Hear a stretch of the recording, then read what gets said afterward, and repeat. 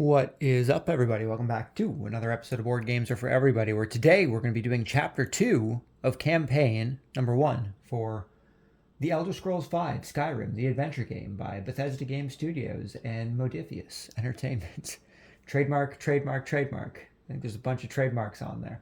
I don't know what the difference between a trademark and a copyright is, but I can only assume there's trademarks on all those things.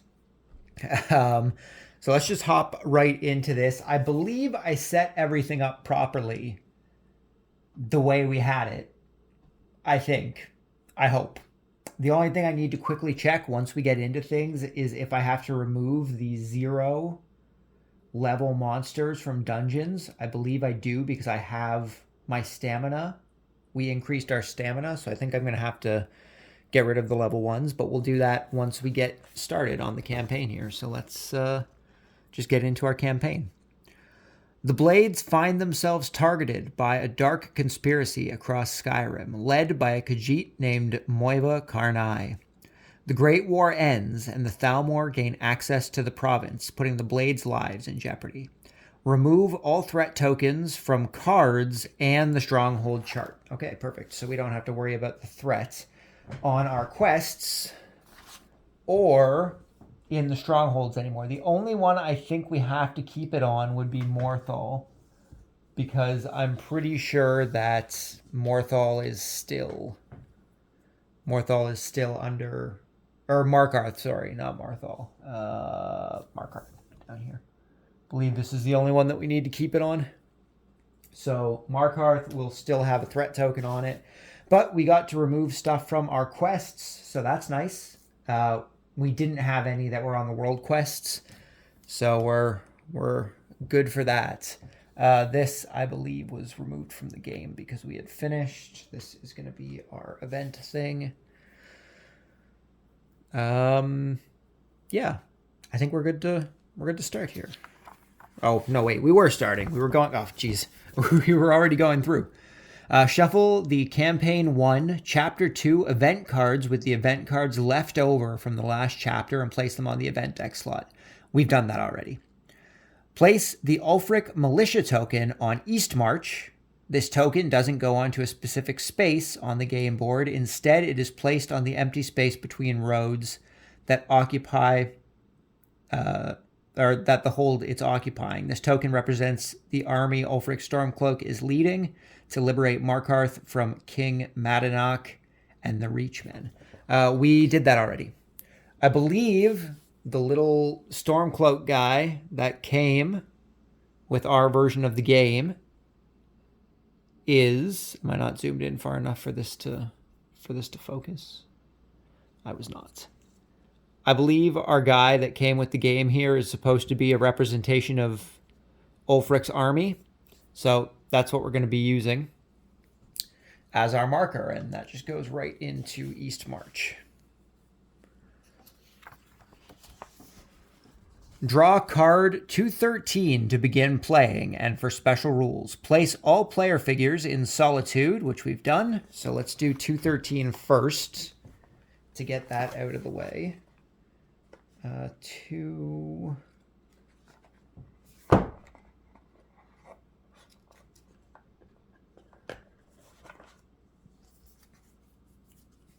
13. Put these over here for the time being, because we're going to need it in a sec.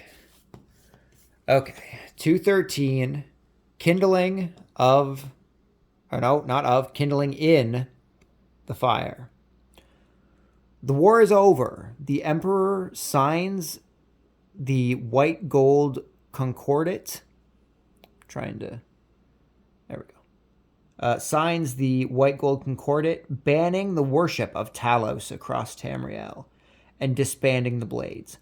Meanwhile, in Skyrim, Ulfric Stormcloak marches with his militia towards Markarth, set on defeating King Madanach of the Reachmen. The Jarl of Markarth has promised Ulfric to make the stronghold a safe haven for Talos worshippers in Skyrim if he succeeds. The Blades will need to find allies in different parts of Skyrim if they want to survive. So that's what we have going on. Special rules. Ulfric's Militia's Path, Eastmarch, Winterhold, The Pale, Whiterun, The Reach. When Ulfric Militia icon appears in a card, move the Ulfric Militia token 1 step towards the Reach. Turn in 5 Septum to access a hold with the Ulfric Militia token on it. Chapter failure. If the main quest card reaches its threat token limit, the chapter is lost, and draw card 138. So this is going to stay down here so that we remember our special rules. And what's the next thing we got going here? Place all figures in solitude, which we have done. Draw card 184 to 187. Read the titles of the cards out loud and allow each player to select one. Discard any remaining cards. So 184 through 187. 160. What's this? Oh, 184. Perfect. Through 187. This can go back over here for now. So we're just reading the titles and we get to choose one. So we have the Reachmen. We have Ulfric's Militia. We have the Blackbriar family. And we have Cannibals. I mean, we have to go with Cannibals, right? I think we have to go with Cannibals. I think that's what we're going with. So we're going to take 187. The rest of the cards here are discarded. If playing this chapter as a standalone scenario, each player must level up their character twice and choose 1 equipment card and 1 basic treasure card. This also applies to any new players joining the campaign. If playing this chapter as a standalone scenario, each player... Oh, as a standalone scenario, but it's not. We're playing it as the full campaign. We're not doing a standalone. Each player must level up their character twice and choose 1 equipment card and 1 basic treasure card. Okay, but we're not. So, this also applies to any new players joining a campaign. So because we've already gone, we're okay. We're okay. Daedric princes are always keen to get involved in the lives of the heroes and villains alike. At some point of the story, they will become pivotal characters. Whenever a Daedric prince speaks in the game, their text will be colored with a different color for each prince. Okay, so that's everything for the second chapter of the campaign here. So we're just gonna hop into things. We're gonna start with our Cannibals card here. So card number 187, Cannibals. Rumors speak of a group of cannibals in a cave near Markarth who, like me, worship Namira. Oh no, am I a cannibal? I know they would be willing to help me if I lend them my support. Place a quest marker on the cave in the Reach. I think we might be a cannibal, guys. Oh no, I think we might be a cannibal. So we are going to be placing a quest marker on the cave in the Reach. Now, do I place one of my personal quest markers? I guess I place a personal quest marker, huh? Because this is a main quest deal. Now, last time, I think we messed up by not keeping markers on the board. So we're going to keep markers on the board this time. So we need to put one at the cave in the Reach, which is here. This is the cave in the Reach. So it looks like that's where we're going in order to increase our thing. Okay, so objective clear 374. Okay, so we haven't gotten there yet. Once we hit the cave, we will read that following text. So I guess we're just ready to start our scenario. So we have to start by drawing an event card. And we've got Horse Thief, active events, put a quest marker on Windhelm, and 2 threat tokens. So I guess we have to go to Windhelm in order for this to go. Gain a horse, draw S51, and discard this card. Put a quest marker on Windhelm. So I guess we have to go to Windhelm in order to steal a horse. Horses allow us to move 1 extra space. So let's put a quest marker onto Windhelm. Where is Windhelm? Over here. That's a bit of a reach. That's a bit of a reach. And we have to place 2 threat markers onto places.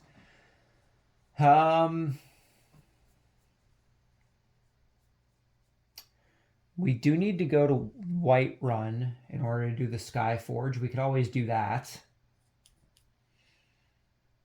So I'm going to put 1 token onto our Raving Ravens quest for the time being. And I don't think... I plan on going to Whiterun. I guess we can put a thing on Dawnstar? No, not Dawnstar, Winterhold. Because I don't really need to buy any spells or anything, so I don't really care if Winterhold is unstable. Also, Winterhold's resources are really friggin' expensive. So I think that's what we're going to do. We're going to put Winterhold into an unstable... into an unstable state. And now we're going to take our action. So... what do we want to do? We can do 1, 2, 3, 4. We can explore a wilderness area. 1, 2, 3, 4. We could try and take on the ruins in the Pale to do that quest. The treasure hunter quest. That could be a bit of a pain though, because in campaign 2, ruins are, well, 2 spectrals, but I don't know how much HP or damage they do. I also meant to check about removing those monsters. Just want to double check that real quick. Narrative exploration, dungeon exploration.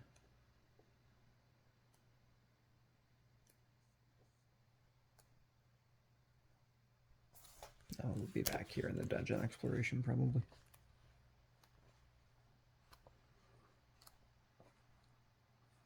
When 2 or more players end their movement on the same spot. Ruins and some... yeah. Here we go. Once rewards are distributed, the defeat dungeon cards, discard.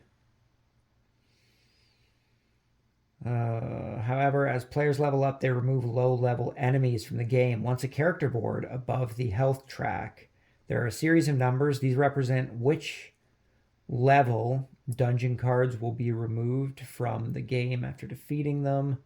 When a player's health, stamina, or magicka has reached the threshold marked by the number on the character board, enemies of that level and lower are removed. So we have to remove all the zeros from all the decks. So I guess we'll do that quick and then we'll reshuffle them. Okay, so that's all the zeros for these guys.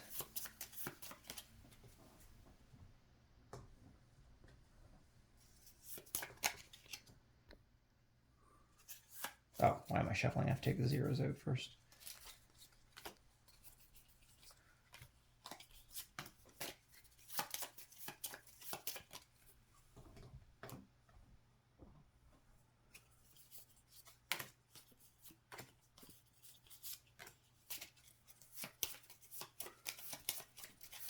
So basically what we're going to want to do is we're going to try and stagger our leveling so that we can try and keep lower level guys in dungeons for as long as we can.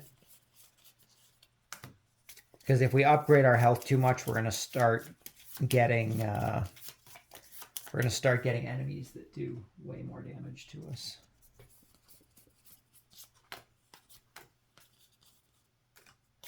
Okay.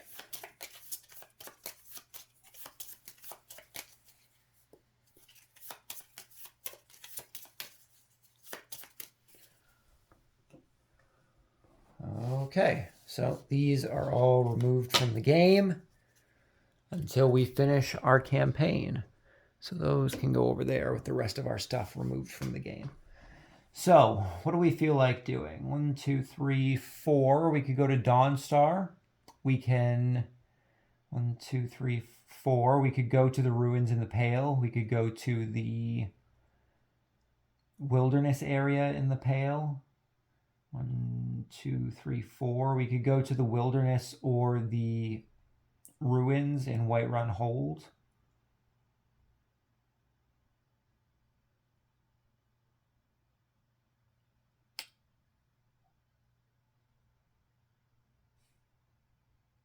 We probably want to go to Whiterun before Ulfric's army gets to it. We haven't had to worry about it yet, but we probably want to go to Whiterun before we have to deal with Ulfric's army, because we're going to have to pay money to get in at that point. So if we go 1, 2, 3, 4, we could try and do the ruins, which will be 2 spectral enemies. Oh no, the treasure hunter is 3 spectral enemies. That's what the quest is. And all I'm getting for it is 1 advanced treasure. Is that really worth it? Is that really worth it? 3 spectral enemies for one advanced treasure? I don't know if that's worth it. We do want to go to the Skyforge though. So 1, 2, 3, 4. 1, 2, 3, 4. What we might do is we might check out the wilderness area underneath underneath Dawnstar here. I think that's what our choice is going to be. So we're going to go 1, 2, 3, 4. We're going to check out this wilderness area to the south of Dawnstar.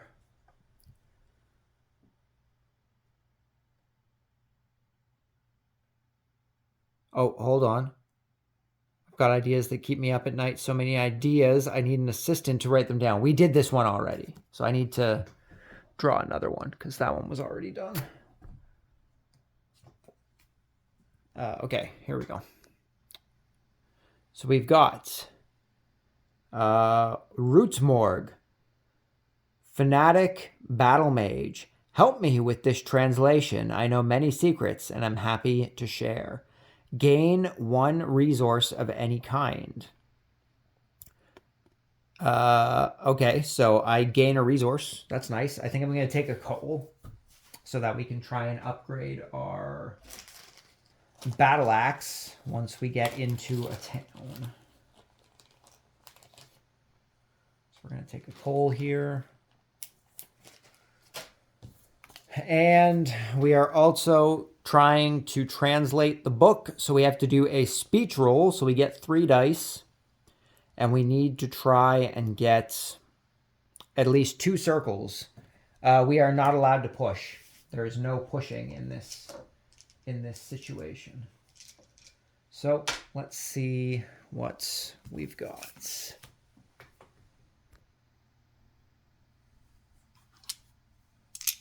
So we need 2 circles. And we got them. 3 circles. Good roll. Good roll. Okay, so since we succeeded on that, we're going to gain 3 experience as well as 1 resource of our choice. Discard this card and draw card 89. So this card is being discarded. So that is removed from the game. We are now taking, what did it say, 89? And we get a resource of our choice. So card 89.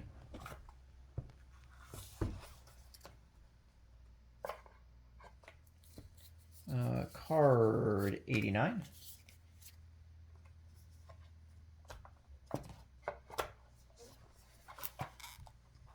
And we're going to gain a resource. I think we're going to take a soul gem since we don't have any soul gems.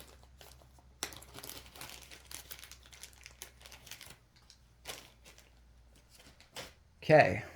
And we've got the Atronach Part 1. Rutgard told me about a grimoire. Place a quest on the mines in the Reach. And that's what we got to do. I guess we got to go to the mines in the Reach. So we're placing a quest marker on the mines in the Reach. We have a lot of quests going on. There are a lot of quests happening that we need to deal with here. I think we need to start doing some some quests. Where's the Reach? All the way over here. There's a lot of mines in the Reach, eh? The green area is the Reach. So there's 2 different mines. I think we're going to put it down here beside the cave that our main quest is beside. So that is the end of our turn for this round. Seeing as we're on our second turn now, we don't have to draw an event card. So what do we want to do on this turn? I think we just want to go to Whiterun, right? I think we just want to go to Whiterun and try and do the Skyforge quest.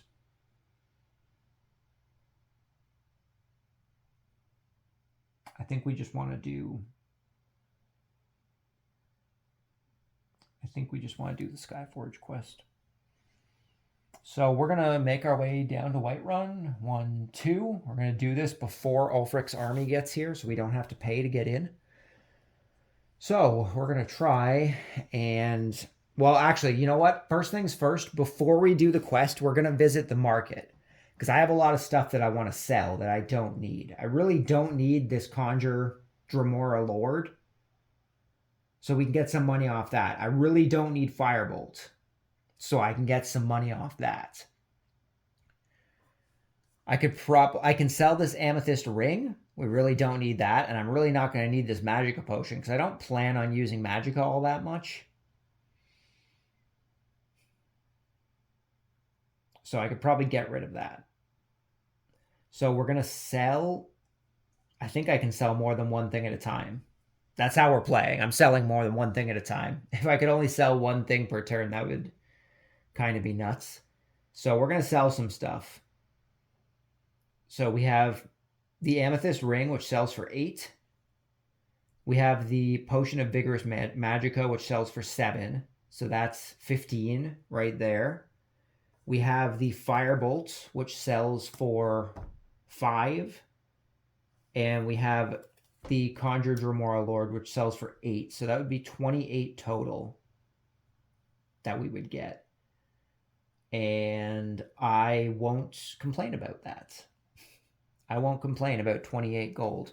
So does this stuff just get shuffled back into the respective decks, I guess? Because we could find them again, I would think. So what we're going to do for the time being is we're just going to put them at the bottom of the deck. I guess it would basically be like getting rid of them because the odds of me getting to the bottom of the deck are probably pretty slim. But that's what we're going to do. We're going to throw them at the bottom of the deck for the time being, just so we can go through different things. So we sold all that stuff for 28, which is going to put us at 31 total gold. So this will be 15. I need some more. Need some more money. Oh, I was also supposed to get my experience for completing that witch's thing. I think it said I was supposed to get 30 experience. Not 30 experience, 3 experience. I think I was supposed to get 3 experience. I'm running out of room for my money already. Maybe I was only supposed to sell one thing at a time. I'll have to check that for future. But at the same time, I like money. Money is okay. How much experience did I need from that card? 3 experience from winning and 1 resource. Did I take my resource? I took my resource from her giving us one, which was the coal, I think, and then the soul gem. So I think I did take that. I think I just didn't get my experience. Okay, so that's done. Do we want to shop? What do we have in Whiterun? I could look at helmets. We've got money. There's no reason not to. Let's look at some gear. Steel Warhammer. We could get a better Warhammer. Warhammers would probably be a good thing. I could afford the Orcish Battle Axe. Is that better or worse than steel? The Orcish Battle Axe gives us a little more than what we currently have, but I think the Steel Warhammer is a bit better for the bash. It gives us 4 heavy damage instead of 3. and only requires 1 stamina. We could do 6 heavy damage with the Orcish Battle Axe, but we also have to use 2 stamina for it. I can't use a shield. I could buy this Dwarven Armor. I could sell my armor and buy Dwarven Armor, right?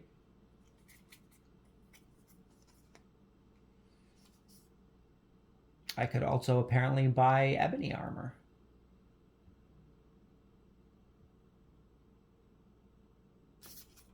At the same time, I don't know if I'm supposed to be drawing cards from these decks or if I'm supposed to be looking at them. I guess I'm supposed to draw them, eh?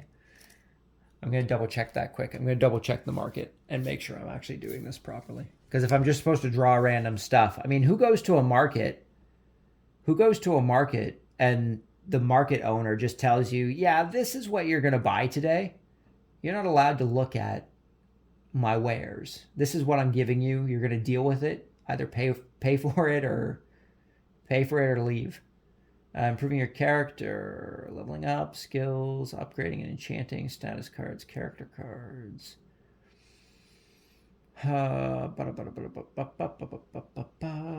Reference, combat, game structure, visiting a market, 21.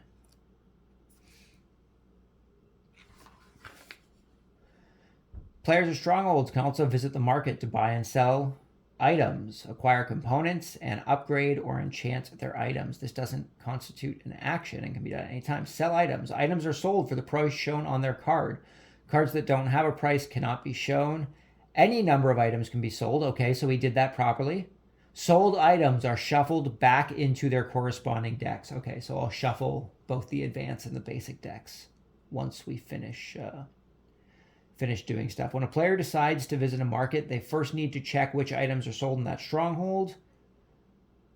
The player chooses 1 deck, pays 1 septum, and draws 1 card. If the player has a speech skill, they may draw an additional card. If the player wants to browse the market further, they can pay additional septum to draw another card. There is no limit to the number of cards a player can draw, but they must draw all cards from the same deck. For example, a player in Solitude could pay 1 septum to draw 1 card from the equipment deck or the snake deck. I don't know what that one is yet. Or the magic deck. The player can then choose to pay additional septum to draw another card from the same deck. They could do this as many times as they want, providing... Okay, so we can only buy from 1 deck. We can only buy from 1 deck, eh? Okay, but we are allowed to sell as many things as we want to, so that's good. So we're going to shuffle this up. So it's basically what I said. The people running this market are forcing us to buy things. They're like, oh, you wanna look at my wares? You need to pay me to look at the stuff. You're going to have to pay me to buy. So we're going to go for the armor. So I guess we have to pay 1 septum in order to look at the deck, and then I also have to pay for the item. Is that what it said? I can look at the deck and then pay for it if I want it. Buying items. When a player decides to visit the market, they first need to... Player chooses 1 deck, pays 1 septum, and draws 1 card. If the player has the speech skill, they may draw additional cards. There's no limits. The player can then choose to pay additional septum to draw another card. Once all cards are drawn, the player can buy as many items as they want, paying the price shown on each card. Yeah, so I have to pay septums to look through a deck and pay for the cards. So we're going to pay 1 septum to see what this top card is. We've got a steel helmet. Gain 2 maximum stamina. Can't use aim action. I'm not using a bow, so I don't think the aim action matters. I gain 2 maximum stamina. If my stamina is up there, does that mean that I still have to discard enemies from the enemy deck because my stamina is increased? I don't really know if I want to do that. I haven't increased my health enough to do that. So I think we might pass on this steel helmet because that stamina gain would completely wreck us for enemies. Granted, we did manage to kill that level 6 Charis enemy in our first chapter. Do I go for it? 2 maximum stamina. Can't use aim. I'm not using aim. You know what? Let's go for it. Let's go for it. Let's do it.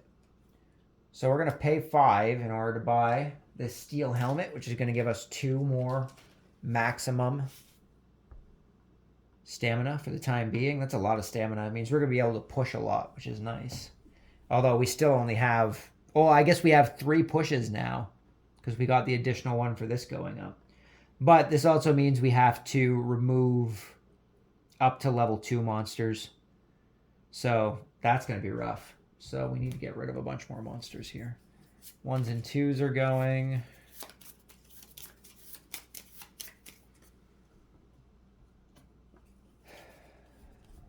At least, I mean, this is at least temporary, potentially, anyways. Unless we keep this steel helmet for a while. But if it drops back down, we're going to be able to put this stuff back in because our stamina is going to be underneath.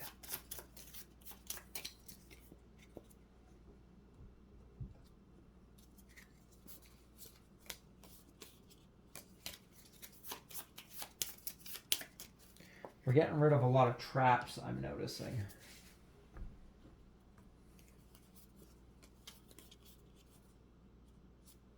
No, 1 and 2.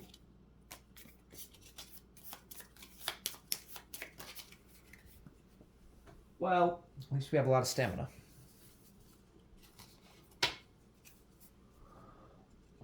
Okay, just gonna toss these guys with our other creatures. Actually, you know what? Maybe keeping them split up wouldn't be bad.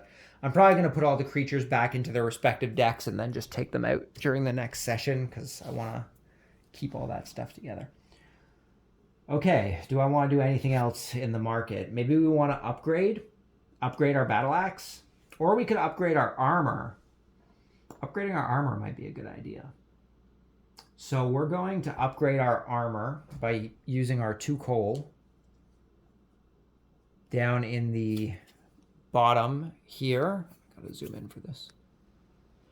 Down at the bottom of the card, you can see crafting. It shows 2 coal. It also shows 2 coal, 2 soul gems, which means we need 2 soul gems to enchant it, or we need 2 coal to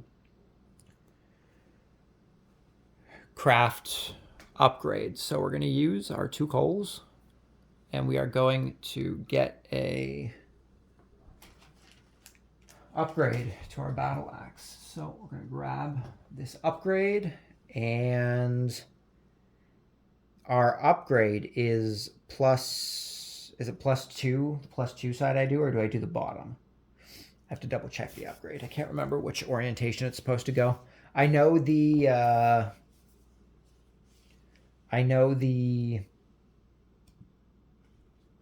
enchantment goes on top.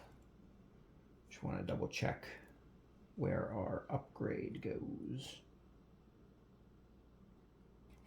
I think enchanting was near the back here. Upgrading and enchanting. Each upgrade this enchantment has 3 elements on the bottom of the card. There is an armor icon. This is used when upgrading armor or shield cards. Slide the upgrade/enchantment card underneath the equipment card so the bottom is visible. And the new armor is added to the current armor. On top of the card, there's a line that could... So that means that we have... Oh, no, but we're increasing our battle axe, not our armor. Did I say I was increasing my battle axe or my armor? I think I said I was increasing my armor, didn't I? I guess it doesn't matter. We can do either. I'm increasing my armor, though. That's what I wanted to do. So I guess that means that our heavy armor is just turned into light armor. That's pretty great, because we can sneak with light armor. We can do sneak attacks. That could actually help us out quite a bit. Slide the card underneath the card. You are enchanting, so the top is visible. Finally, the right side is weapon upgrades. These are applied to either the first or second action of the weapon or both. Slide the card underneath so that the right side is visible. So that would add to our chop. But I think we said we were going with our armor. So we're going to slide this underneath our armor here. If I can pick it up, like so. So our heavy armor has now become light armor, which is great because that means that we can do some sneak attacks. So I won't complain about that. So we have 3 heavy defense as light armor. That's pretty great. So I think we're done with our shopping now. So now I'm going to try and do the Skyforge quest. So what do we got to do for that? So we are at Whiterun. Use the forge, 3 dice plus smithing. We need 3 circles. We can push with coal, which we don't have any left. So we just got to hope that we get 3 circles. Oh, we did not. We got 0 circles. We got 0 circles. That's rough. 1 diamond, 2 triangles. So that didn't work out for us. So because we failed, we degrade Whiterun and discard this card. Well, dang it. That's unfortunate. So that's discarded. And we have to put a degradation on Whiterun, so we can no longer use the market in Whiterun. So I guess it's a good thing that we did all our shopping first.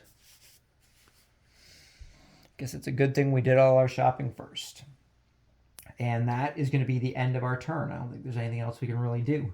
So we're going to draw another event card. We've got Conspiracy. There are forces working against you. Place a threat token on each quest, then discard this card.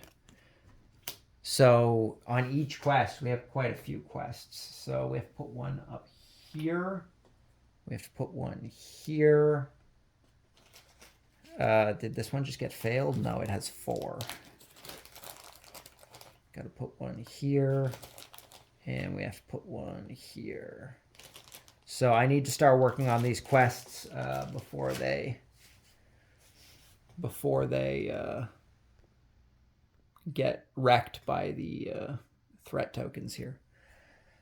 Okay, we've done what we wanted to do in Whiterun. We could 1, 2, 3, 4.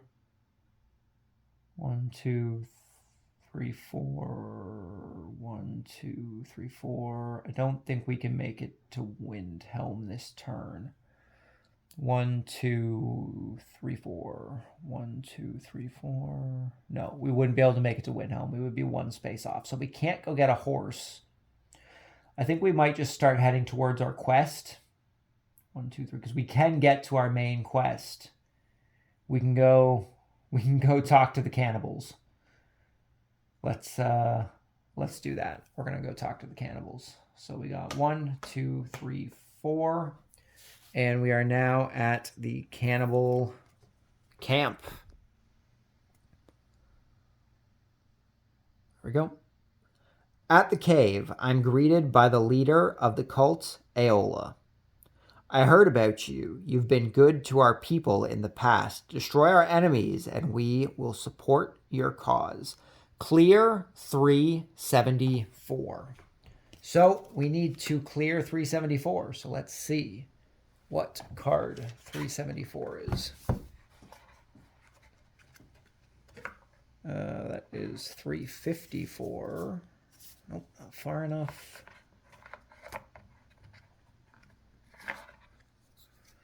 Uh, 360, 374, 374.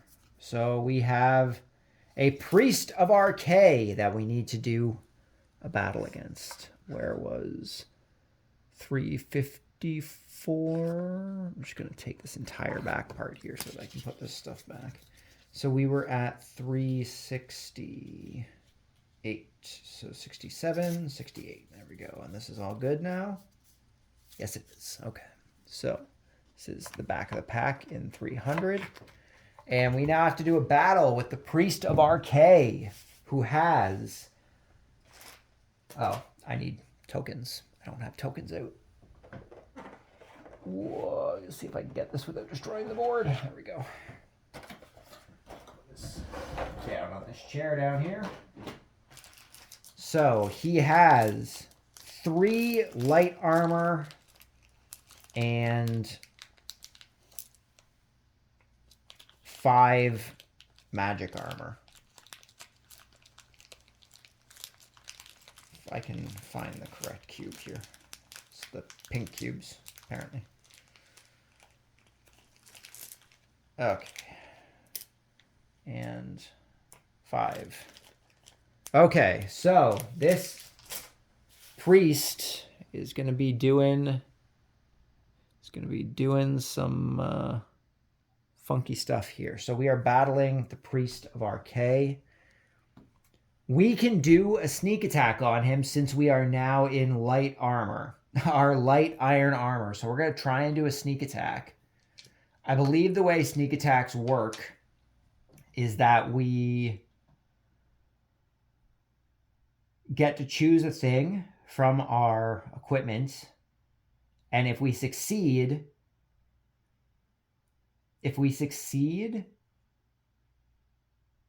his attack doesn't go off, but if we fail, his attack does go off. I'm pretty sure that we still roll for his attack.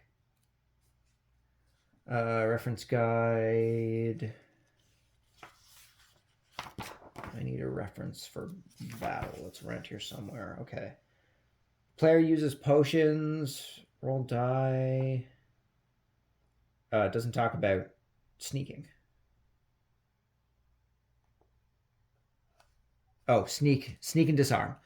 Only during the first round. During the first combat round, you can attempt to sneak. Roll the sneak skill test. 3 skill dice plus 1 die for every sneak in your equipped cards. Plus 1 die if you have the sneak skill. 2 dice if your sneak is legendary. If successful, select any offensive. Oh, so we just do it before rolling his thing. Okay. So we're going to try and sneak. So we're going to see if we're successful or not. We needed how many? Oh, we needed 3. And I can't push on a sneak. So I guess we just fail. We just fail the sneak. So that's okay. So we are now going into the actual combat. Let's punch in on combat here. Move this stuff over so we can see. Okay, so first things first, we're going to roll his die here. Oh, yes, he's going to be doing nothing to us. Perfect. So we are going to... I'm going to put my card up here so we can kind of see what I'm doing anyway. You can see it in the corner there, I believe. Should be good. We're going to go for... We wouldn't be able to take out... Well, if we go for the chop, we get an extra dice since we have our two-handed skill. So we're going to get 4 dice to roll, which is nice. And only one of them needs to be a diamond, but there's only 1 diamond on each dice. So it's a very low chance. Maybe we could just go for the swing and try and take down his light armor first, but we need 2 circles, which is better odds. So I really just want to kind of go for the chop. I want to go for the chop, damn it. We're going for the chop. 1 stamina used. Did we? Oh, God, we didn't. Am I going to push this? Am I going to try and push a dice for a... I should have just gone with the swing, man. I'll push once. We got all that extra stamina. I'll do 1 push. We have 3 pushes now, which is good. Let's push this guy. Oh, the diamond! We did it! We did it! So we're doing 4 heavy damage. So I think we're just going to take his magic damage down to 1 here. It's going to make things a little easier afterwards. So that ends that round of combat. And we're going to go to the next round. So let's roll his die here. Swords. He does not have swords, so he won't be doing anything to us again. I guess we are only in the second chapter of the campaign. Battles can't be too hard yet, right? We're going to go just for swing this time. We're going to go for swing, so we're going to use 1 stamina. And we are going to roll our dice. We have to try and get 2 circles. And we did. We also got the 2 diamonds. We could have used our chop again. So we used our swing. We're going to take his magic armor down to nothing by using a heavy attack. So 1 armor complete. We just have to get rid of his light armor now. So that's the end of that combat rounds. And we got a lightning bolt. So he's going to be using ice spikes on us. Now, if this hits us, he's doing 2 damage and we're going to lose 2 stamina. Well, he hits us regardless. I don't have magic armor. So we're taking... Oh, well, it says don't resolve it yet, though, right? So I guess we have to do our action. Maybe it's because we get the first attack off. So if we attack him before he attacks us, we don't take damage. So we're going to try and go for the chop. We're just going to try and take him out this turn. We're going to go for the chop. We need a diamond. And we got it down here. Nice. So we have defeated the Priest of RK, which means we have successfully completed this quest. Well, not this quest, but this section of the quest. So this guy has been defeated. I guess he's going to be discarded now, right? Right? Discarded from the game, because hopefully we don't need him again. We'll find out if we do. This I can move. And that was the cannibal. So we have succeeded. I wipe the priest's blood off my mouth. What? Did I eat him? Gain 3 experience and draw S31. Okay. So we are going to gain 3 experience and we're going to draw S31. Which is in one of the decks up there. Okay. I believe it's this deck here is the one with all the numbers on it. So we're getting S31, which I just have to find. These are all out of order-ish. S30... apparently I don't have an S31.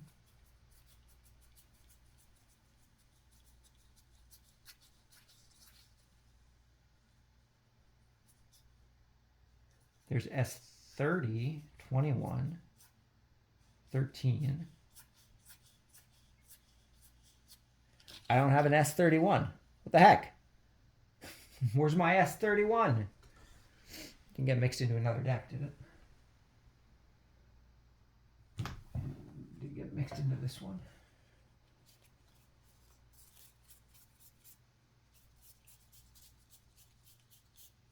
It did not.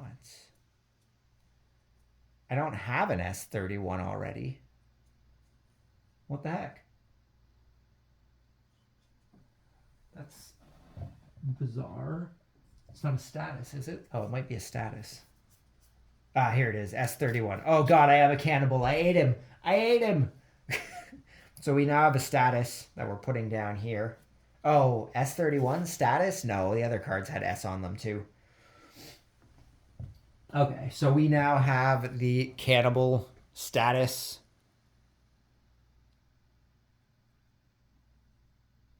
There we go.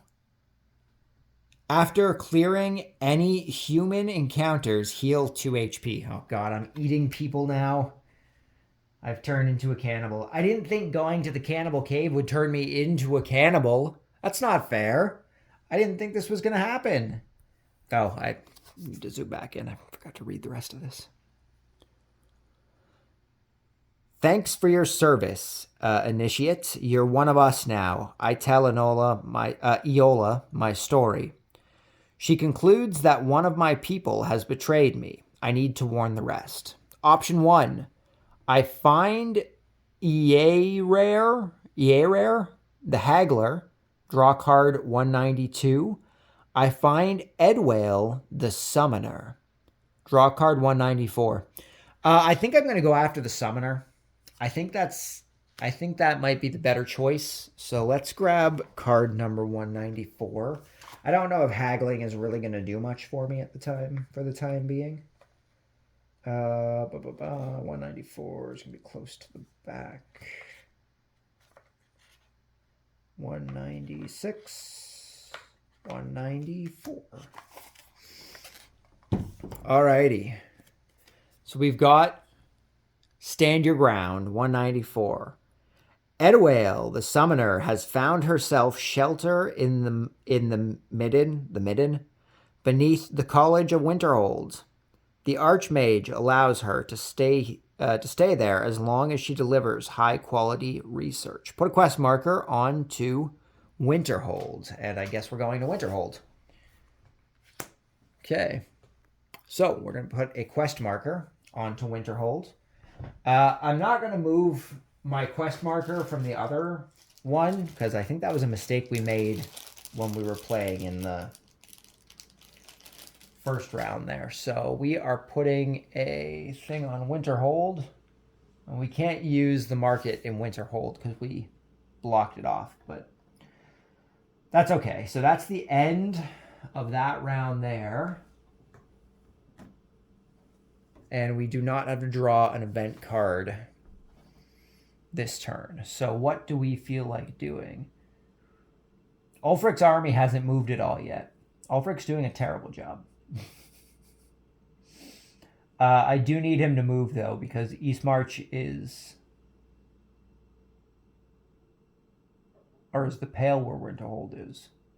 No, the Pale is where Dawnstar is. Windhelm, I'm sorry, is what I meant. Windhelm is part of Eastmarch, so if I want to go to Windhelm to get that horse, I'm going to have to pay money to Ulfric to enter Windhelm. But we have money. That's not really an issue. We could also try and do this quest at the mines, right? We could do that. We only have to clear 2 spectral guys. But we wouldn't be moving very far on the map. 1, 2, 3, 4. We could go to the ruins. 1, 2, 3, 4. We could go to... 1, 2, 3, 4. We could go to a cave. That's kind of taking us farther away from our objective, though. 1, 2, 3, 4. We could explore up around Solitude. Do I really want to do that? I'm going to have to take on a Daedra and a Dwemer artifact if I go to the ruins underneath Whiterun there. They're not actually ruins. That's the wrong term. I don't remember what it's called, though. I don't remember what the proper term is. Is it on the thing here? Autonomy enemy, Daedra enemy. No. Oh, it does. Oh, it is the ruins. Oh, the other one's a tomb. I'm thinking of the tombs. These icons. These are the ruins, though, which is what I was talking about. So I guess I was unintentionally saying the correct term. I apologize if you hear the cat drinking her water. Hopefully it's a good water. I think we're going to start making our way towards Windhelm. We can grab that horse. Hopefully by the time we get there, Ulfric's army will have moved.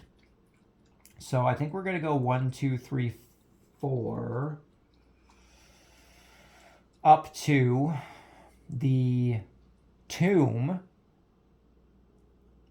to the west of Whiterun here. Kind of northwestish of Whiterun. So we're going to go 1, 2, 3, 4. And we're going to get into some battles in this in these tombs. So we have to go after 2 spectral enemies. So our first spectral enemy is going to... Oh God, a Draugr Death Overlord. Are you kidding me? The level 7? Are you joking? I need to gain all my stamina back here. I'm supposed to do that at the end of battles. Okay, do I want to go after this guy? 4 damage is a lot of damage. I don't care if my Magicka drains. I don't use it. But I very much so care if he summons a Daedra. I don't want to have to deal with more enemies. That would be bad. That would be bad. We could try and stealth him. He has a lot of different armors. He has 6 magic armor, 3 light armor, and 2 heavy armor. That would be a lot of attacks to take him out. If we sneak against him, we could try the sneak, and if we fail the sneak, we could run away, right? Because we run at the beginning of the thing. So if we try the sneak, we can see if we can deal a chunk of damage to him. Maybe we can work it out. We'll try the sneak. We'll give it a shot. So we get our, oh no, sneak is just 3 dice, right? Oh, but no, I do 3, and then if I get it, I get to choose my thing. But I have to get all 3 circles. So this should be interesting. We're gonna see how this goes. So we're going after him. So we're going for the sneak. Come on, oh, come on, 3 circles. Ah, 2 circles. No. Okay, so we failed that. I think we're gonna take a hike from this tomb. I don't think this is gonna work out in our favor. I think we're just gonna take a pass on this one, which means we have to put a threat token onto the board somewhere for ditching the fight.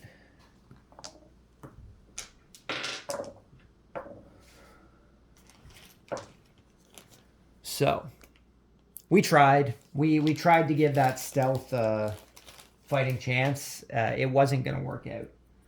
What do I want to do? Treasure Hunter has 2 on it. I might have to try and go do that. I have to clear 3 spectral enemies to do that, though. But if I fail that, 2 vampires are going to end up on any wilderness spaces. And do I really want to deal with vampires? Probably not, right? So maybe we'll go try and give that a shot. Where is that? That's right above us. We could get there. 1, 2, 1, 2, 3, 4. We could go to Windhelm. 1, 2, 3, 4. Or we could go to Winterhold. So from the tomb in the Pale, we could do either of them. We're gonna put a threat token onto Falkreath. I don't really plan on going down there right now, I don't think. Hopefully I don't have to go there for the main quest. And that's the end of the turn. So we now need to draw another event card.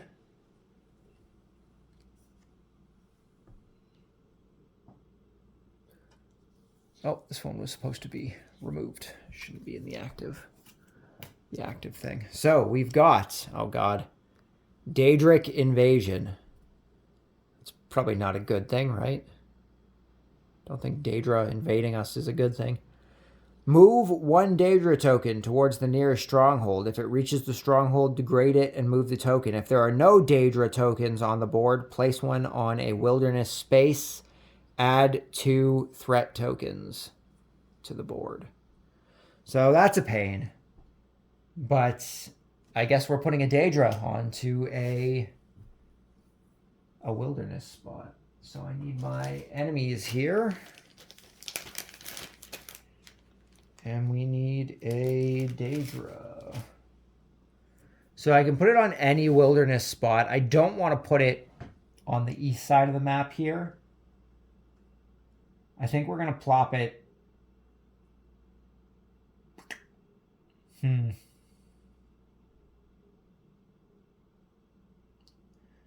2, 3, 1, 2, 3, 4. 1, 2, 3, 4. No, 1, 2, 3, 4, 5. I think right here might be our best bet. So we're going to drop a Daedra right there. And we have to put 2 threat tokens onto the board. I think we're closing off some more markets. I think we're going to close off the market in Riften. And we're going to close off the market in Morthal. Because I don't think we're coming back here. So we're closing off Riften market. We're closing off the Morthal markets. And now we get to take our turn. So I think we're going to the tomb in the Pale. We're going to try and complete this quest before we have some vampires get summoned. That would be a rough time. So we're going to go 1, 2. And we are... Quest here is done. We can get rid of that. And we are going to...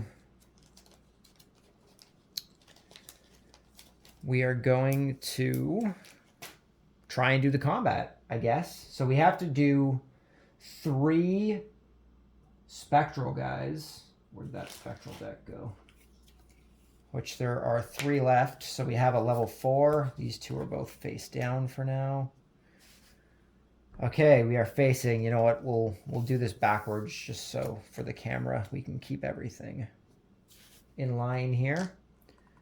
Got our dice.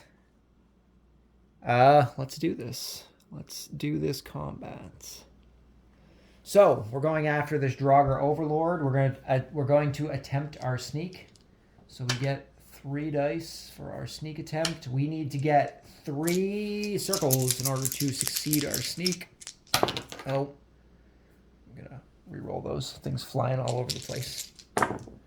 And we did not succeed. We only got 1 circle. So we are heading into normal combat. Let us roll for the Draugr Overlord. We've got 2 swords. Oh, God. He's going to impale us. Oh, God. Which is going to do 5 heavy armor. And 2 stamina damage. Damn, dude. That's not good. We're going to try and go... We're going to try and go for our...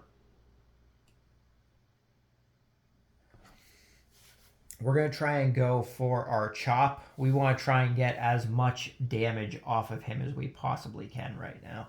So we're going to go for our chop. So we need to exhaust 1 stamina. And we get 4 dice to roll. We need to get 1 diamond in order to succeed. And we did. We got our diamond. So we succeed our chop. So he is hitting us for 2 stamina damage. And we're also taking 2 health.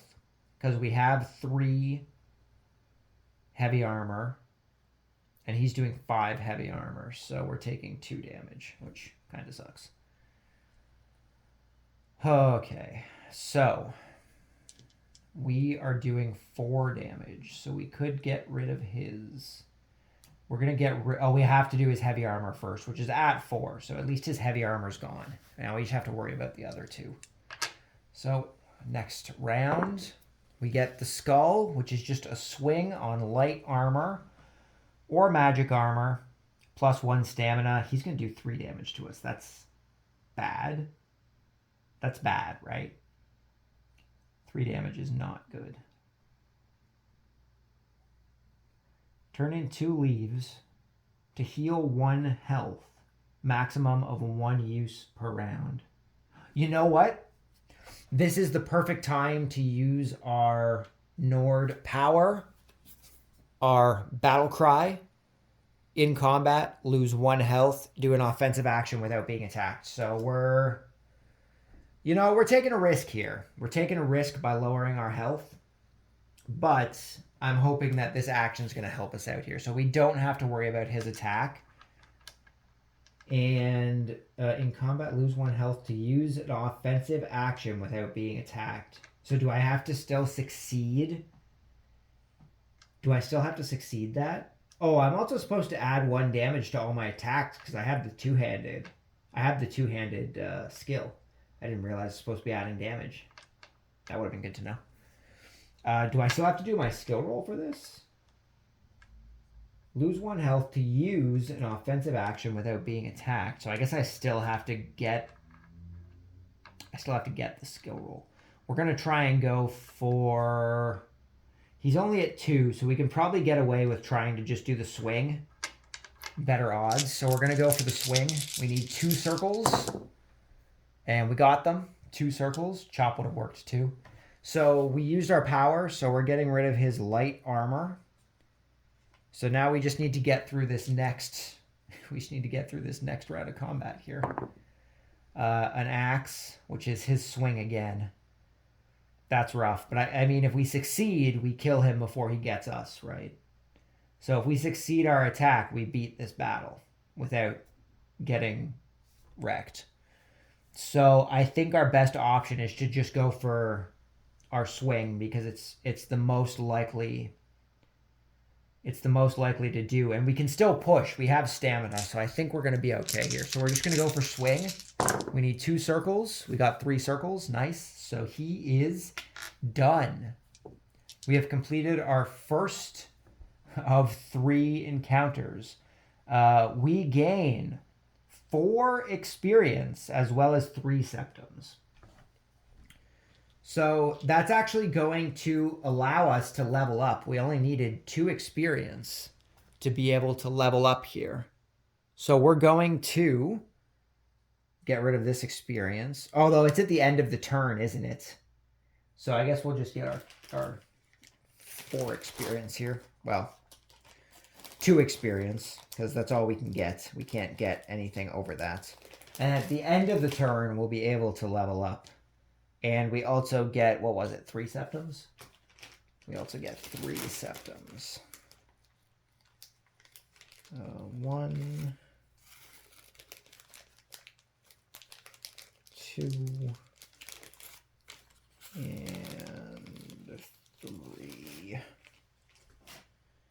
Okay, 3 septums. Okay, so we have defeated the first enemy. We are now on to our second enemy. We get all of our energy back, which is good. Our second enemy is... Oh, it's a trap. It's a trap, okay. So it has 2 heavy armor. And we can lockpick it to try and disarm it, but we can brute force this, right? I mean, we can try and disarm it. But I think if you fail the disarmament, you take damage. Need to double check traps.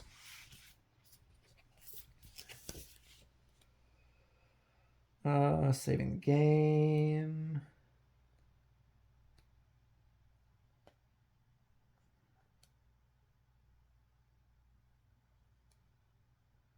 I know there's something about trap cards in here somewhere.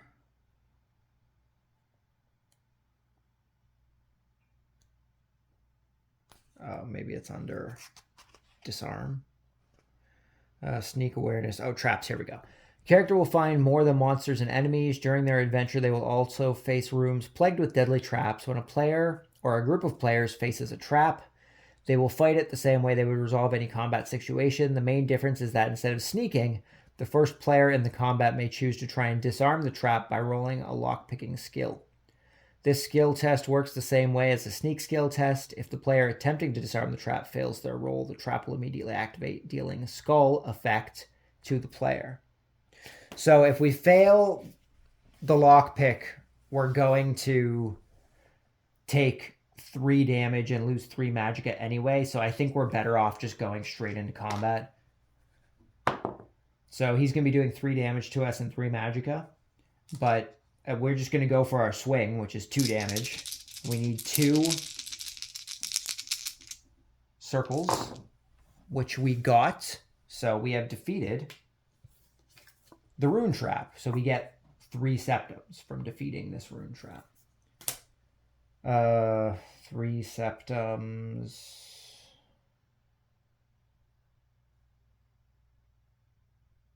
I've got 3, so it would be 6. If I take 3, I will have 6. So if I get this over to 5 and I discard 1, that's going to put us up to what we need. Okay, and we're on to our final combat for this quest, which is a spear trap. Another trap, guys. 3 heavy armor. Again, I don't think it's really worth trying to lockpick this. Mainly because we need 4 we need 4 circles and we don't have 4 dice for lockpicking. So we're just going to try and attack it as normal. Fireball. So we're going to be, we're going to be taking 6 heavy damage if this hits. So we'll only be taking 3 damage, which isn't bad because we have heavy armor, which could be worse. I really hope I'm doing that properly and I still get my heavy armor acquirement. It just acts as light armor because of our upgrade. Anyways, we're just going to go into our attack. We have to go for the chop this time because he has 3. So we're going to use our 1 stamina. We're going to go for the chop. We get our 4 dice. We need 1 diamond. And we got it. We got 2 diamonds. So we have defeated the spear trap and gain another 3 septums. I have to do this individually this time. So we got 1 septum, 2 septum, and 3 septums. And that's going to complete the quest. We did it. We completed this treasure hunter quest. So this is done. To reshuffle this deck now since we've defeated all the enemies from it. And we have completed the treasure hunter quest. So, because we have completed it, if it wants to, am I not? Oh, I'm fully zoomed out. That's why. Here we go. Because we've completed it, our treasure hunter world quest, we gain 1 advanced treasure. That's pretty nice. 1 advanced treasure is good. So I guess this is just done now. This can go with the rest of our discarded cards. So we are going to gain 1 advanced treasure from the deck. That advanced treasure is, glass armor. Nice. We have glass armor, heavy armor of 2, and light armor of 3, plus 1 sneak. So we could gain an additional die while sneaking. That's pretty nice. That's going to go into our backpack for the time being. That could be pretty useful. So this goes back up. We've completed that quest, and it is now the end of our turn, which means we get to level up. Which means we need to choose a second skill. And we get to move one of our cubes, which I think is going to be our health. We need to put our health up a little bit, right?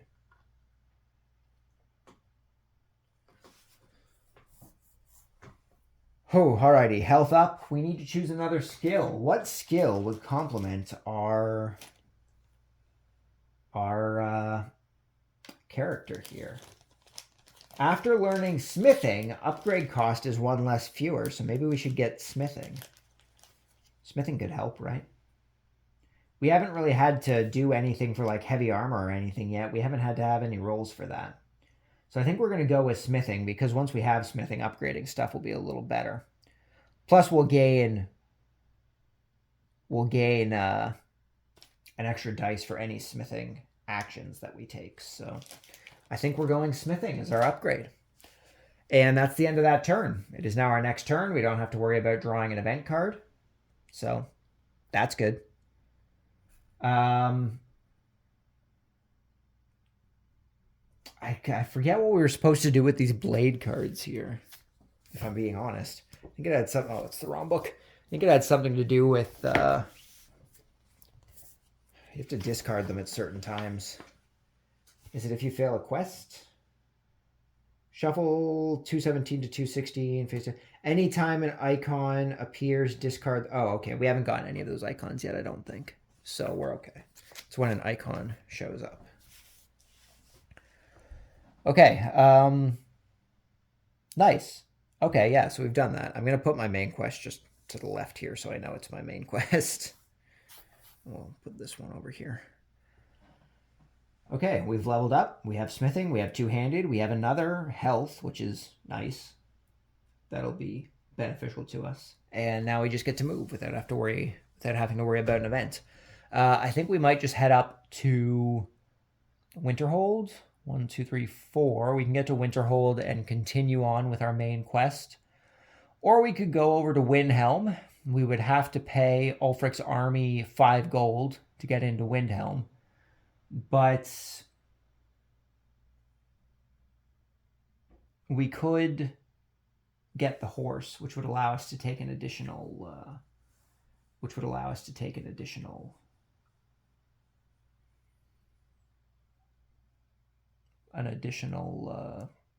movement. We also can actually still use the market in Windhelm, which is good. I could sell this iron armor for its measly 2 gold, but we could start wearing our glass armor, because I think that glass armor is actually be quite helpful. It's going to give us an extra die when attempting sneaks. So that would be good.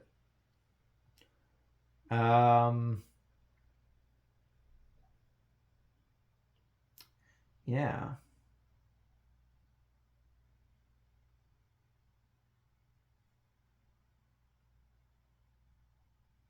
I think that's what we're going to do. We're going to head over to Windhelm. So we're going to go 1, 2, 3, 4. We need to pay our 5 gold to be able to enter Windhelm. So we're going to get rid of one of our 5s here. And we are going to start off by using the market to sell our iron armor, which is going to sell for 2 gold. So these are going to get shuffled back into their decks. Well, this one, I guess, is just here. We didn't really have a deck. This one's going to get shuffled back into the enchantment deck, though. So back in it goes, and we're going to get 2 gold.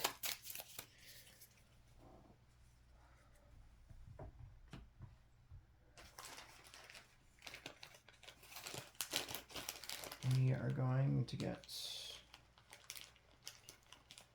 2, if I can get them, 2 gold. I'm hoping I don't run out of gold pieces here. I know I'm not really spending them, which is probably not helpful, but I am about to. We're gonna try and buy something from the equipment deck, see if we can get some legs, perhaps. So what else can we get in Windhelm? The snake guys? What are the snake guys? Which guys are those? Shadow Market deck includes daggers, light arrows, and bows mainly. I don't need to worry about that. I'm more interested in heavy armor stuff, so we're going to go after the heavy armor.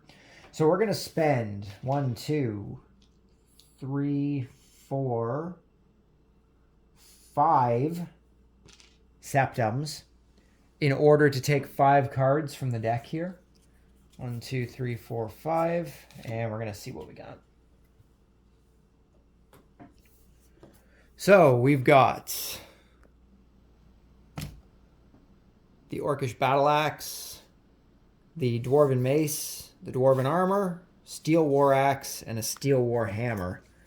Well, it's not doing a whole lot for me. The Steel War Hammer could be a good upgrade compared to what we have. We would get 4 damage on our swing.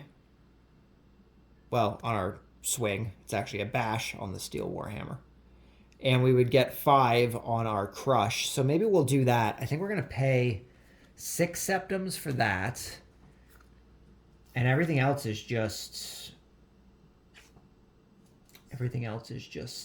weapons and stuff. So we don't really need those. So we're going to pay the additional 6 septums in order to get that steel axe. And I guess we're also going to sell this iron axe back to get 2 back.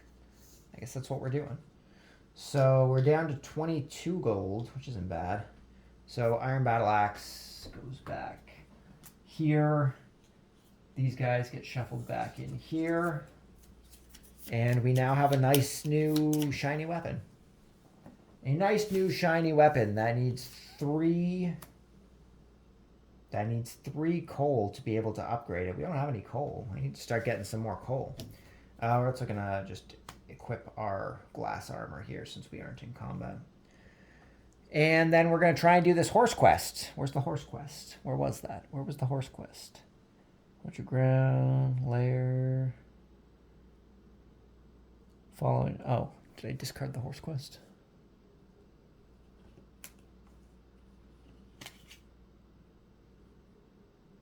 The heck did I do with the horse quest? Where did it go? Maybe I'm not supposed to. I think I may have discarded it. Yeah, here it is.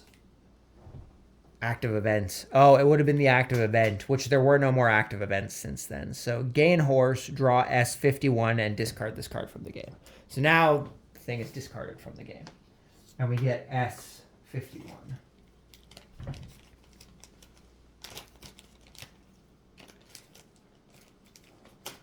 Okay, S51. Where is S51? It's not the labeled ones. Where are they? These are the labeled ones.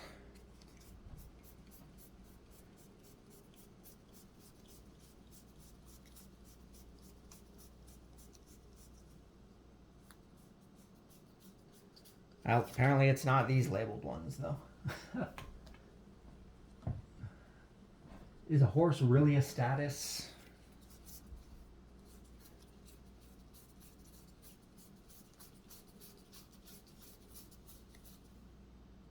S51, Bounty in East March.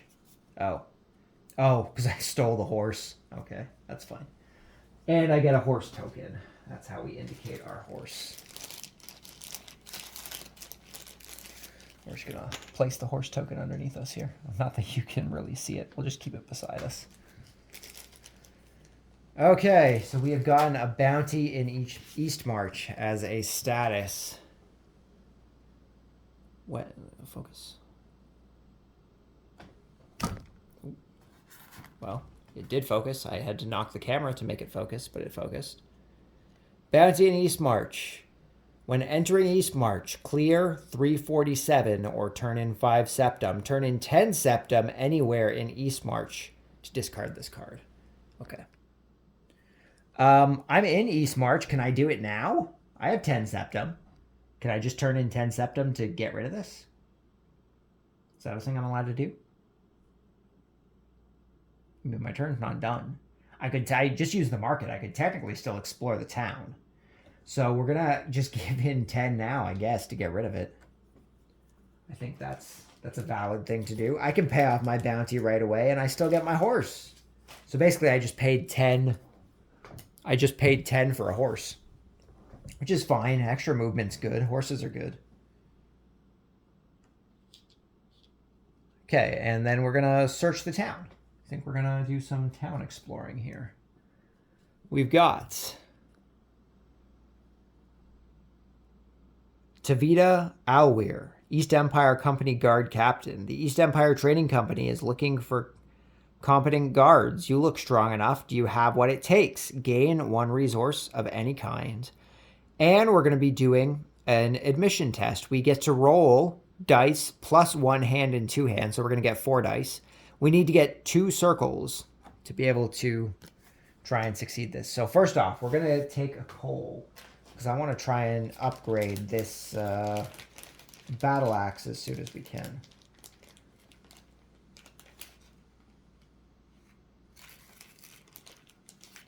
So we're going to take a coal. And we get 4 dice, and we need to get at least 2 circles. And we can push with leaves. We do have leaves. But we don't have to. We have our 2 circles right there. So we gain 2 experience, as well as 2 resources of our choice. Discard this card and take card 26. So we are taking card 26. We're also gaining 2 experience, as well as getting 2 of any resource that we want, which is going to be more coal.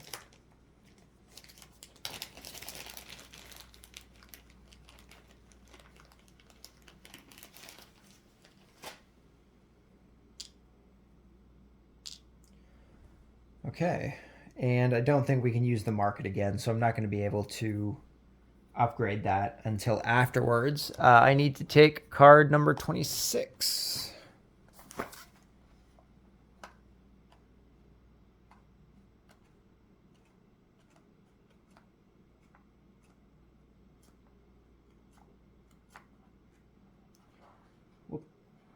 Card 26.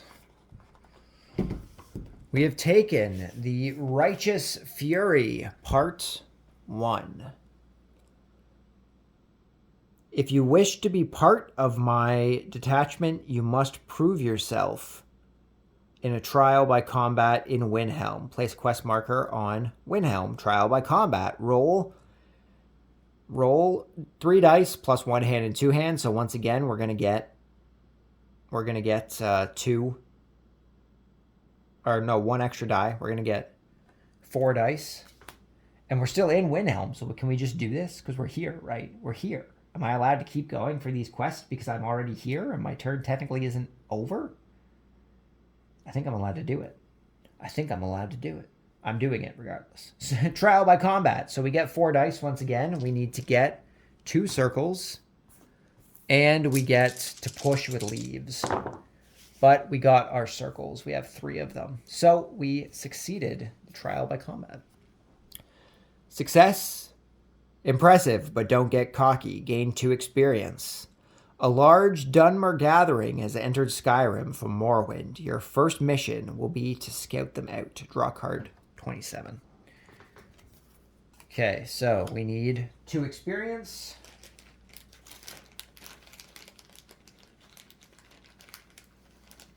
Oh, we can just flip this onto the 3 side. So, 2 experience, and we need to draw card number 27.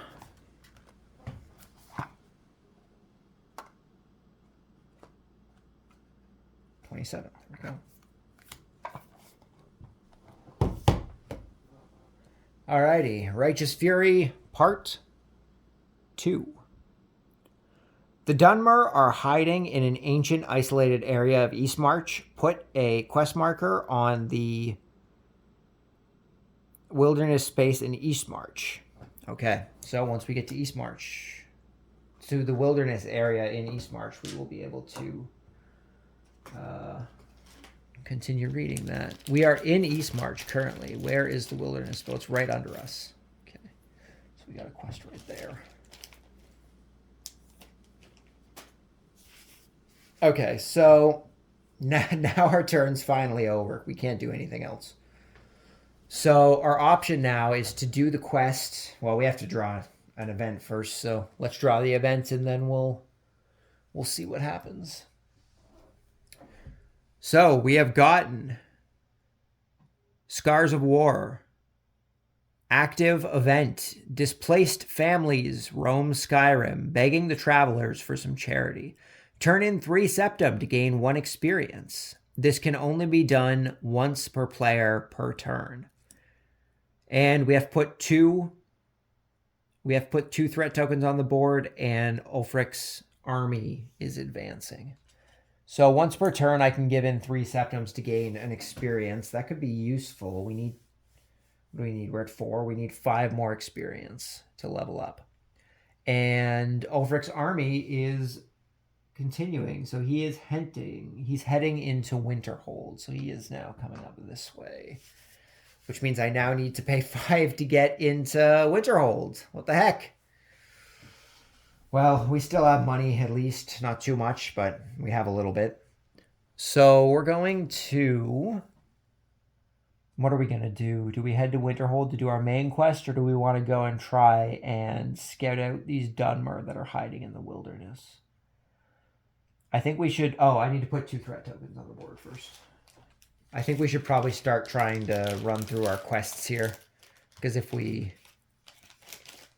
run out, then we're gonna lose. So I'm gonna put one onto Righteous Fury, which is the one that we just started,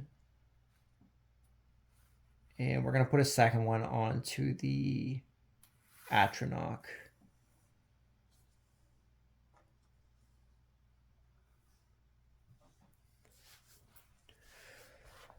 Okay, what are we going to do? Do we go up to Winterhold and pay the 5 gold?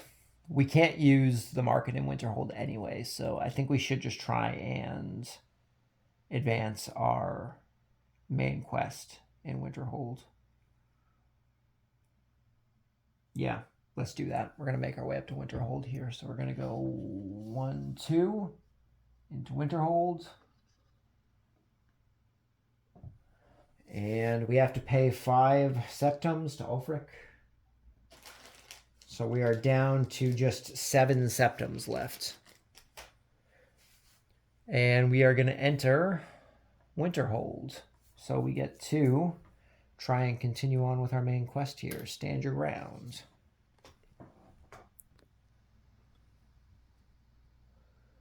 She barely looks at me as I enter. Stay there. I need to try a new version of the old telekinesis spell. Just don't move.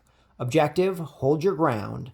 Roll 3 dice plus heavy armor. So we're going to get 4 dice. No, I don't have any heavy armor stuff. Okay, that's all right. That's okay. So we get 3 dice. 3 dice, and we need to have 2 triangles we can push with coal if we need to. So I need to discard this stuff that I used to buy those items. We'll get these off the board too for now. So I get 3 dice. And we need to get at least 2 triangles in order to complete this. I'm assuming we want to complete this. I feel like something bad's going to happen if we don't. So we need 2 triangles, which we got. Nice. Don't have to use any of our coal. That's nice. So we got our 2 triangles. Success. Well done. Here, here. Oh, no, not here, here. Here, have this for your troubles. Gain 3 gold and 3 soul gems. That's pretty good. So we're going to take our 3 gold and our 3 soul gems before we forget to do it. 3 soul gems is good. That means we can actually put an enchantment onto our Warhammer, which could definitely help us out. So 3 and 3 gold. Which I can actually just flip this up to a 5 side and get rid of one of my things. So we're back up to 10 septums. We have 4 soul gems now. It's not bad. Alrighty. I don't have time for this. Too much research. I think Corellian, the hunter, has changed sides. He's a high elf after all, right? How else did the Khajiit know how to find us all? She returns to her studies, dismissively waving you goodbye. Option 1. Edwall seems to have it all very clear in her mind. Too clear. Suspicious. I'll investigate her. Edwall's argument is solid. A high elf would definitely be with the Thalmor. I'll investigate Corellian. She is really disregarding us quite a bit. I think I want to push on Edwall here and see what's going on. So we need to pull card number 201. 200, 201.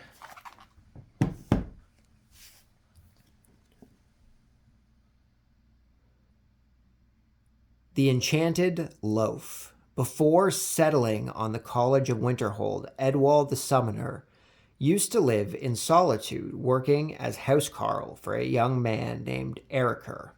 Put a quest marker onto solitude. So we're going to use one of our green quest markers here. Are there any more greens in here, or do I only get 3? Well, I guess there's only 3. Guess there's only 3. Okay, well, putting a quest marker onto solitude. I would remove them if I thought it wouldn't be a problem, but I feel like we had an issue with that in the first chapter with the quest markers on solitude and failing that. Okay, so we've got a quest marker onto solitude. And then we don't continue until we get to solitude. Just want to double check something on these cards here.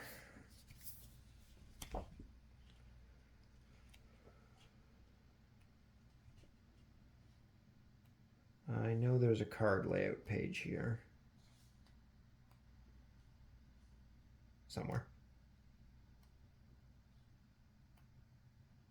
Apparently I have passed it.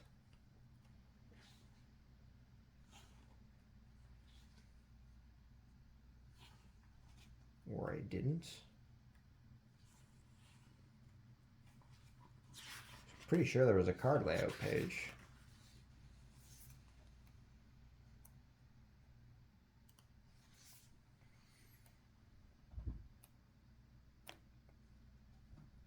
Nope, that's for combat. Also for combat.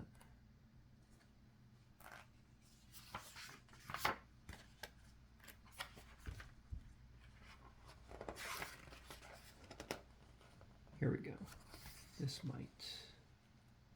These are status cards, item cards, quest cards. Here we go. Stop line. Yeah, the stop line. I want to know about the stop line. Doesn't tell me anything. I guess I mean, I know I read it when I get there, but because of the numbers that are on it, I'm worried that I'm supposed to have a certain amount of stuff. Because it says 4, and then underneath it has the red, blue, and green lines. And I'm just wondering if it's like, oh, well, you have to have 4 health, stamina, and magicka, or 4 health, stamina, or magicka in order to be able to continue this. But I feel like that's not the case. I think it's just the stop line. I think they might just be putting the colors there to be fancy.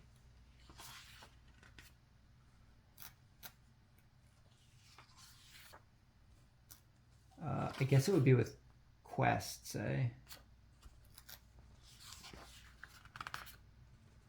Defensive actions, combat sequence, sneak awareness, combat, dungeon quests. Some quests will probably play. Nope. Special quests. Some of the main quests could potentially affect all players. No. That's not what I was looking at. Quest cards, personal quests, world quests, main quests. It doesn't say. I'm just going to assume that we just do it when we get there. Maybe the numbers are just to indicate what order they're supposed to go in. That's all I can think of. Okay, so we now need to go to Solitude. I can't go to the market here, but I could explore town, right? I could explore town. Do I feel like exploring? Let's go for an exploration of town.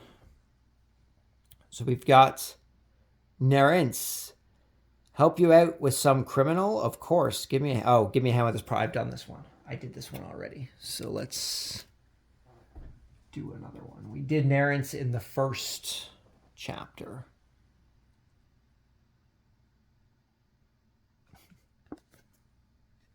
There we go.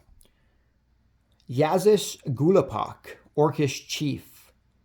I'm looking for brave, strong fighters. My people need you. Show me your strength and you'll be rewarded. Gain 1 resource. We're going to take, I guess, another coal, right? Well, we could also take a leaf, I suppose. We could probably use some more leaves. We're pretty stacked for other resources. I think we'll take another leaf. It'll put us up to 3 leaves. I mean, stacked is the wrong word. We aren't particularly stacked for resources, but we've got enough resources. Okay, let's see what we're doing here. So we need to roll 3 plus our heavy armor, which we don't have, so we just get 3. And we need to get at least 2. We need to get at least 2 circles in order to succeed. And we can push with coal. So we need at least 2 circles. We only got 1. I don't really want to use a coal. I don't. I want to be able to upgrade my Warhammer once we get to a place where we can actually use the market. So I think we're just gonna not like succeed, right? We're just not gonna succeed that. Discard this card. Get quest 22. So we just aren't gaining experience or getting resources. But I believe we still discard the card and get number 22.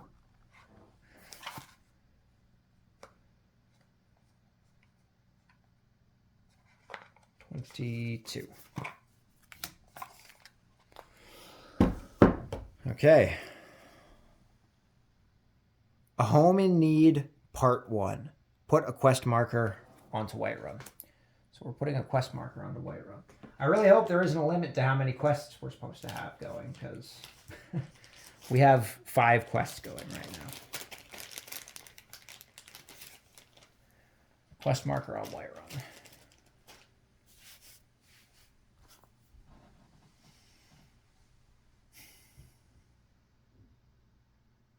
Oh, I guess I didn't remove this when we completed this one, so this one can go. Still a lot of quests, though.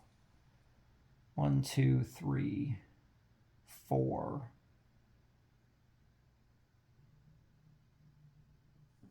Are we not supposed to have another one? We have one in Solitude, one on the... Oh, I'm supposed to have the one in the Reach still. I don't have one in the Reach for some reason. There's supposed to be one in the Wilderness on the Reach here. That's the one that was missing. Wilderness and East March, which we have. The Mines in the Reach, which we have. And then we just placed one on Whiterun. I can't do anything else, so I guess that's just the end of the turn. We don't need to draw an event card this turn, so we just kind of have to figure out what it is that we feel like doing. We can move 5 spaces, which is nice. 1, 2, 3, 4, 5. We could go over to Morthal, although Morthal's in Unrest, so, or is unstable, so I wouldn't be able to use the market.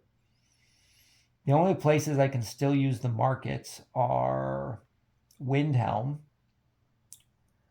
Dawnstar, and Solitude. I could go to Dawnstar. It would be a movement of 3. I could go to Dawnstar and then go over to Solitude on the next turn. We could go to Dawnstar and increase our Warhammer. We could enchant it. We could enchant it and we could increase it. Honestly, we could enchant and upgrade it. We have the resources for it.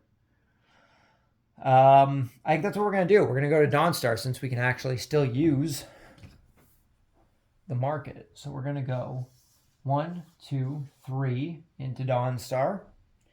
And we're going to start by enchanting and upgrading our Steel Warhammer. We're going to do both. So hopefully we don't get a weapon that outclasses it anytime soon. So we're going to draw 2 cards here. We're going to enchant first, and then this will be our upgrade. So the enchantment we got is Fortify, Stamina, Regeneration. So when using Rest, gain 1 additional Stamina. I haven't really used my Rest action at all. I should probably do that.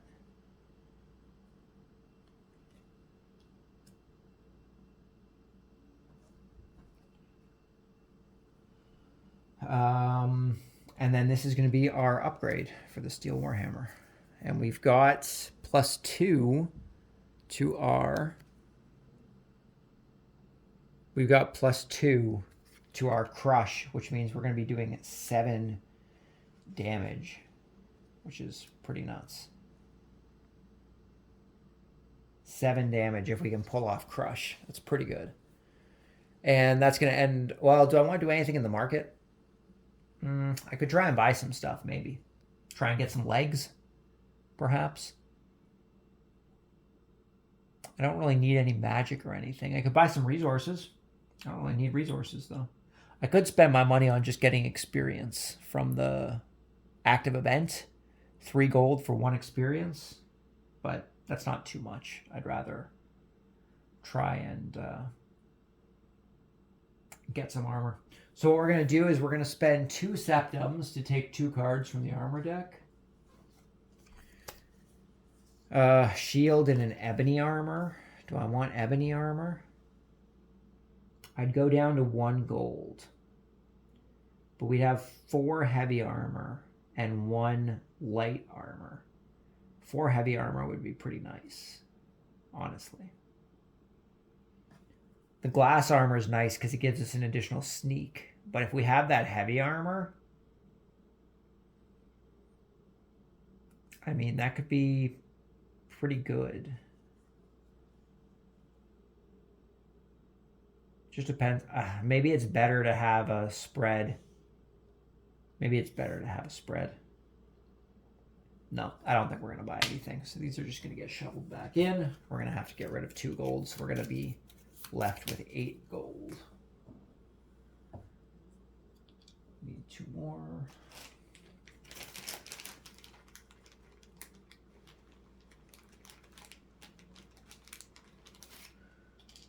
Got our 2. Okay. And I guess that's my turn in there. So we now need to draw an event card. We've got Contract on Cultists. A world quest. The Black Sacrament has been performed. A group of cultists must die. The Brotherhood demands it. Put a quest marker in Falkreath. And put 2 threat tokens on the thing. So when we get to Falkreath, we have to clear 1 human enemy and 1 Daedra enemy. So we're putting a quest onto Falkreath, which is down here. And we need to put 2 threat tokens onto the board. These threat tokens are starting to become a problem. I think we're done in Winterhold, so maybe we can close Winterhold off. We'd have to do 5 to access it. So we're going to close Winterhold off here.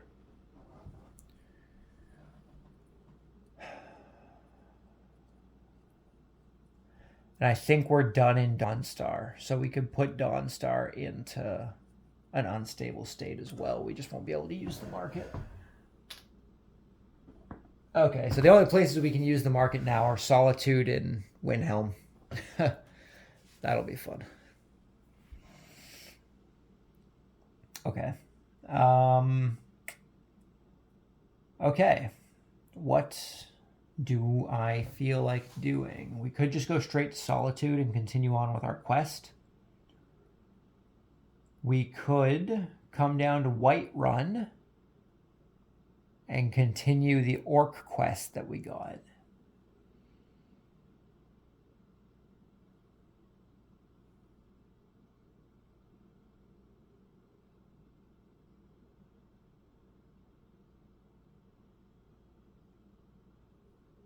Some of these threat tokens are starting to get pretty high. Maybe we should just...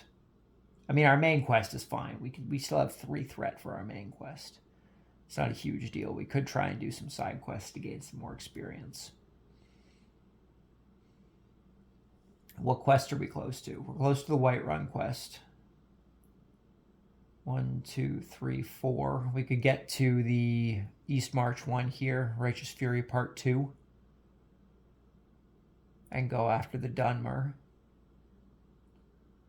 1, 2, 3, 4, 5. We could explore a cave. 1, 2, 3, 4, 5. We could explore a different cave. 1, 2, 3, 4. No, that just takes us to Whiterun. We can't get to any of the quests on the west side of the board here. 1, 2, 3, 4, 5. We could explore the quests, or we could explore the cave down here by Falkreath.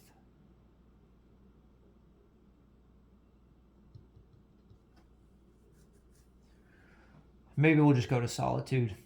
Maybe we'll just try and continue on with our main quest here. So we're going to go 1, 2, 3, 4.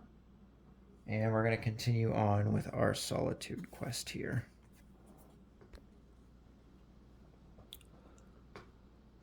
Down here. I gain access to Eriker's home and confront him about my friend. He doesn't have any kind words for Edwell, the summoner. Everybody in Solitude hated her. She was rude and inconsiderate. However, Eriker misses her talents. If I could do something for him, maybe he'll help. Objective: bake magical bread. I need to make bread? Are you kidding me? Roll 3 plus enchanting. We need to get 3. We need to get 3 circles. I don't have anything that gives us any extras for enchanting rolls. So we need to get 3 circles. We can push with soul gems, which I have one of. Which we're going to have to do. So we're going to push with our soul gem. And we're going to hope that we get a circle on this next roll here. I'm back down to having no resources. Except for my plants. I have those. Ah, dang it. We failed. Okay. Failure. Eriker is not impressed. He wishes he was as talented. Oh, he wishes I were as talented as Edwill, the summoner, was rude. That's funny.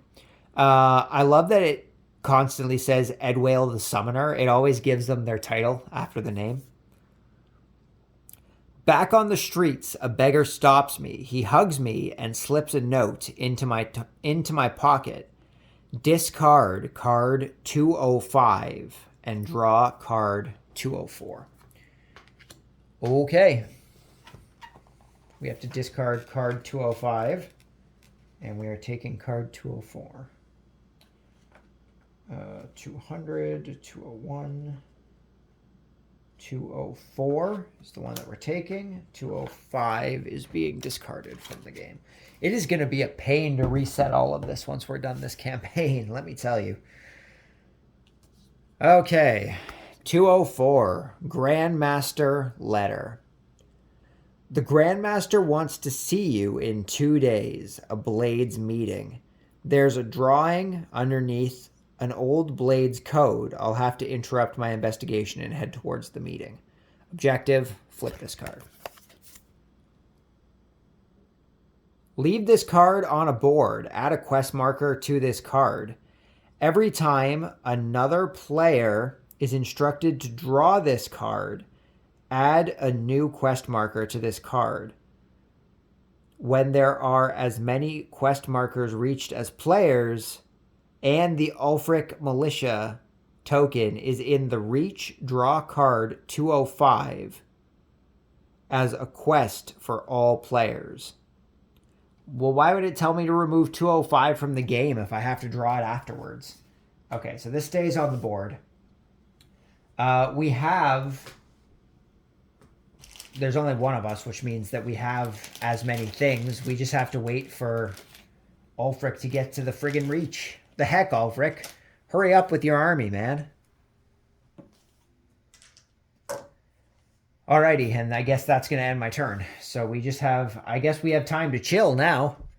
We just have to wait for Ulfric to get into the reach, which means we have to keep drawing event cards, which means we can do whatever the hell we want while we wait. So let's go check out the... let's go check out our Raving Ravens quest. Try and murder that woman's mentor that she wanted us to go kill. So we're just going to move 1, 2, 3 into this spot with the quest marker here. And we are going to try and advance in this quest. Our objective is to roll 3 dice plus illusion. We have to get 3 circles. We can re-roll with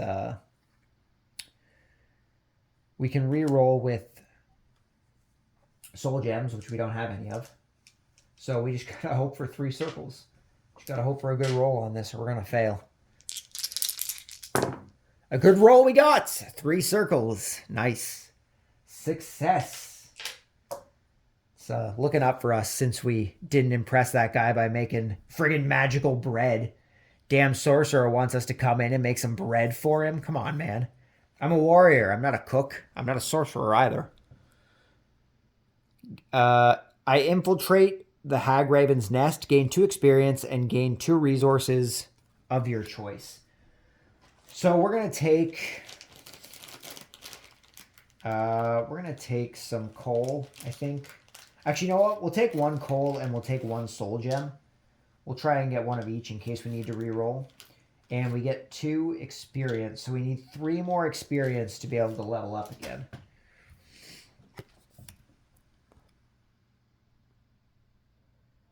Timonder is a calm and affable old man dressed in a bright green robe. He hugs me before speaking. Ah, yes, Phoebel, she's right in wanting me gone. I was pretty mean to her, if I'm honest. I've grown, though. These hag ravens have taught me many a thing. Do you want a sweet roll? Oh, God, man. How do you say no to a sweet roll? But also, that sweet roll is going to poison me and probably kill me. I don't think I can trust this dude. Never take food from strangers. You're taught this as a kid. Don't take things from strangers. So we have to go with he's so nice I could never kill him. No, I'm not going to spare him. I'm not taking that sweet roll. Personal growth is beautiful, but so is getting a job well done. I'll murder Tim Andre. I'm sorry, Tim Andre. You're dying. I'm sorry, dude. I'm really sorry, but you're done. You're done. So we have to draw card number 60. Hopefully I didn't just turn down a delicious sweet roll. That would be really disappointing. 64, too far, 63, 57, 59, 60. And that was on this one. Okay, so we have got... You know what? Yeah, I can put these threat markers above. That would make things easier. We have got... Nope, not Righteous Fury. That's the wrong one. Raving Ravens. Raving Ravens, Part 2.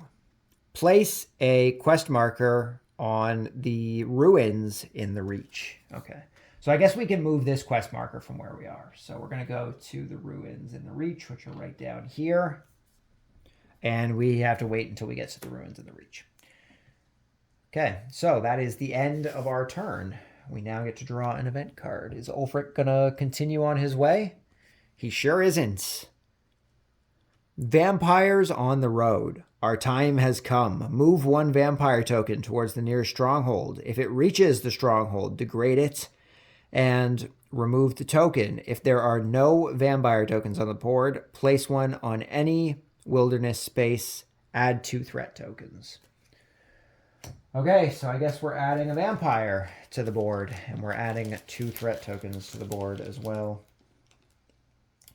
Thalmor, Dunmer Cultist, Dragon, Vampire. Here we go. So 1 vampire, add a vampire. So where are we going to put this guy? We want to try and keep him away from settlements, right? So I guess we're going to plop it down here. And then we have to add 2 threat tokens to the board. And I think we're just going to add these onto some towns. I guess we could add them to some quests. I guess this is I'm just going to leave this down here. It doesn't need to stay on the board. It can stay on the thing. And it has 1. I don't want to fail our main quest, so I don't think putting a thing on that is a smart idea. Maybe we just need to start locking off markets. I can pay 5 gold to get rid of a threat token in a thing, so it's not like we can't reopen the markets. So I think we're just going to block off our last 2 places. We're going to block off Solitude, and we're going to block off Windhelm. So if we want to use the markets from those spaces, we're going to have to pay 5 gold to be able to take a threat marker off. Okay, what do we feel like doing? We could go down and continue this quest that we were just doing. That's an option, right? I mean, we're just waiting for Ulfric at this point. We could try and go back to Whiterun. Work on that quest. 1, 2, 3, 4, 5. We can get to Whiterun. So let's do that. Let's try and advance that quest. So we're going to go 1, 2, 3, 4. And come into Whiterun. So we need 2. There we go. Yakish paces the floor of the bannered mare. She's looking for soldiers. My people are being besieged by the guards of the rift. I need help. She has no money to pay any mercenaries and begs me for assistance. Objective, hire mercenaries, roll 3 dice plus speech. We need 3 circles. We can push with septums. So we have septums, so that's not too bad. So we got 1. We need to push those 2 dice, so we're spending 2 septums to push these 2 dice. I got 1. I need to spend another septum, which is going to put us down to 4 here, so I need to grab 1 out of the bag. Although, hold on, because we may not. No, we got it. Okay. So I need to get 1 septum in order to balance out my rerolls. We are down to 9 gold. Okay. So, let's see what we got for completing this. Success.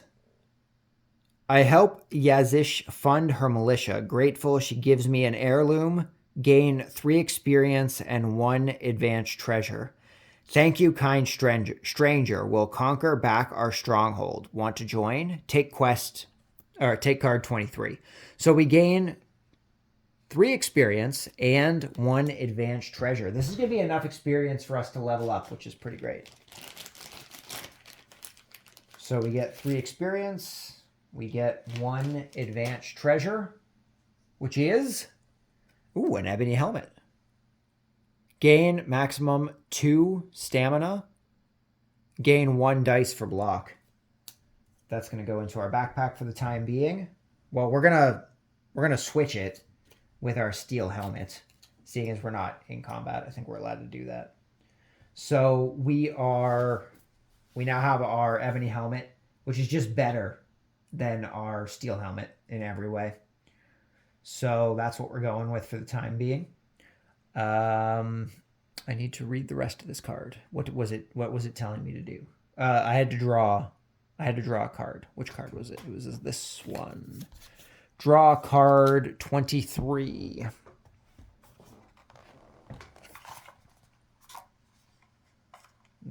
Those are all tutorials. 23. Okay, a home in need, part 2. Place a quest token on the wilderness space in the rift.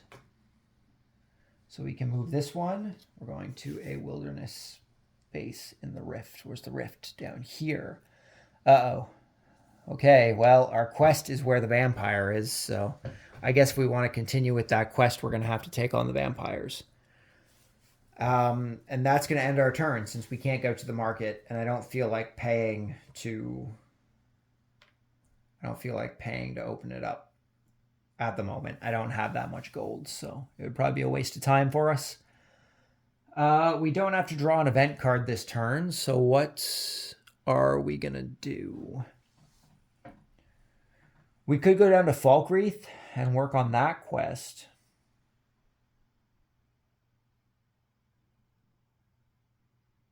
If I can even remember what quest that is.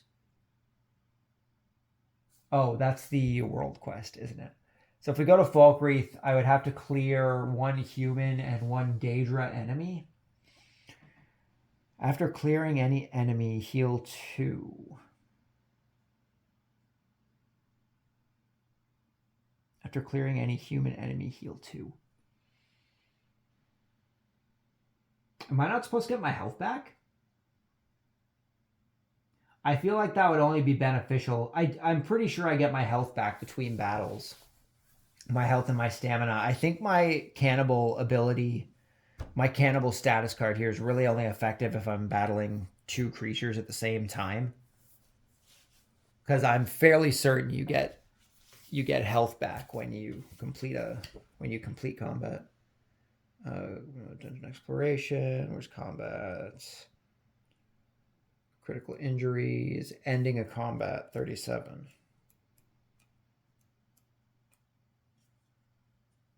When a combat ends, if the combat is part of a series of encounters like a dungeon, the player recovers all of their stamina, magicka, but not their health. Players can spend leafs to use potions between combat. Okay, so I messed that up earlier then. I shouldn't have gotten my health back. We definitely probably would have lost all those battles.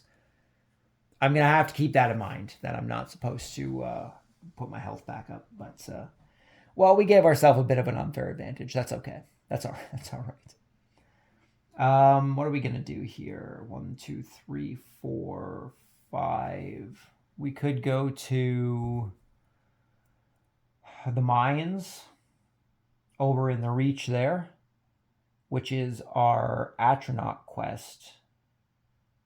We'd have to clear 2 spectral. That could be a bit of a pain, but we are in a bit of a better position now. I think we'll give that a shot. We'll try and do some combat here. So we're going to go 1, 2, 3, 4, 5. We're going to work on our quest, the Atronach part 1. So we have to clear 2. Oh God, the Draugr Deathlord's back. The Draugr Deathlord's come back for us, guys. He's come back for us. We can try and sneak on him. We get an extra dice for sneak. So it's possible we could do some damage to him, but he has a lot. He has a lot of armor. Granted, we could potentially do 7 damage if we get Crush off, which would take a bunch of his stuff out, but he does a lot of damage as well. Okay, so we're going to try and get our sneak off. We get an extra die for sneak. Let's zoom in here. So we get an extra die for sneak. We need to get 3 circles, which we did not. Okay, and we can't push on. We can't push on sneaking. So we're just going to go into combat. He's got an axe, which means, oh God, he's going to summon a Daedra. I think this would be a good time to use our battle cry in order to lose an HP, but we aren't going to get attacked this round. And this is a tactical decision. This is so that he doesn't summon a Daedra. But we still get our 4 dice. We're going to try and go for our crush because it does 7. We need to get 1 diamond, which we did not get. We're going to use up a stamina in order to push. Still a triangle. We're going to use up a stamina to push. I really want to try and get this here. There's our diamond. Yes, nice. Okay, so we do 7 damage. Oh, this was a waste. I have to do it on... Oh, man. This was a waste. I have to do it on the heavy armor first. Uh-oh. Hold on. We're just... We're rewinding here a little bit. I'm gonna hold off on using my ability. We're not gonna use it quite yet. I'm just gonna use my bash. So we need to get 2 circles in order to be successful. He's gonna... Oh no, I was trying to avoid the Daedra, wasn't I? So we are gonna use our power still so that he can't summon a Daedra. But I'm just going to go for a bash instead of a crush, I think is what we're going with here. So we need 2 circles, which we got. Okay, so we got the bash off. So his heavy armor is gone. I still lose 1 HP because... Can I get my board in here? I guess that's as far as I can go while still getting the board. So I still lose my 1 HP. We used our power for this combat round. He does not summon his Daedra because we attack without him attacking us. So we're going into the next combat round. Oh, I forgot to level up at the end of the other turn there. Man, I'm just forgetting to do things left and right. We're just gonna level up our heavy armor, I think. I don't think I'm allowed to take another two-handed. I would take another two-handed if it let me, but I think I'm only allowed to take one of each. We could increase our speech. I have smithing already. Two-handed, archery, block. No, I want heavy armor, I think. Where's my heavy armor at? One-handed. Is that it? Heavy armor. There it is. Okay, so we get an additional dice on heavy armor rolls.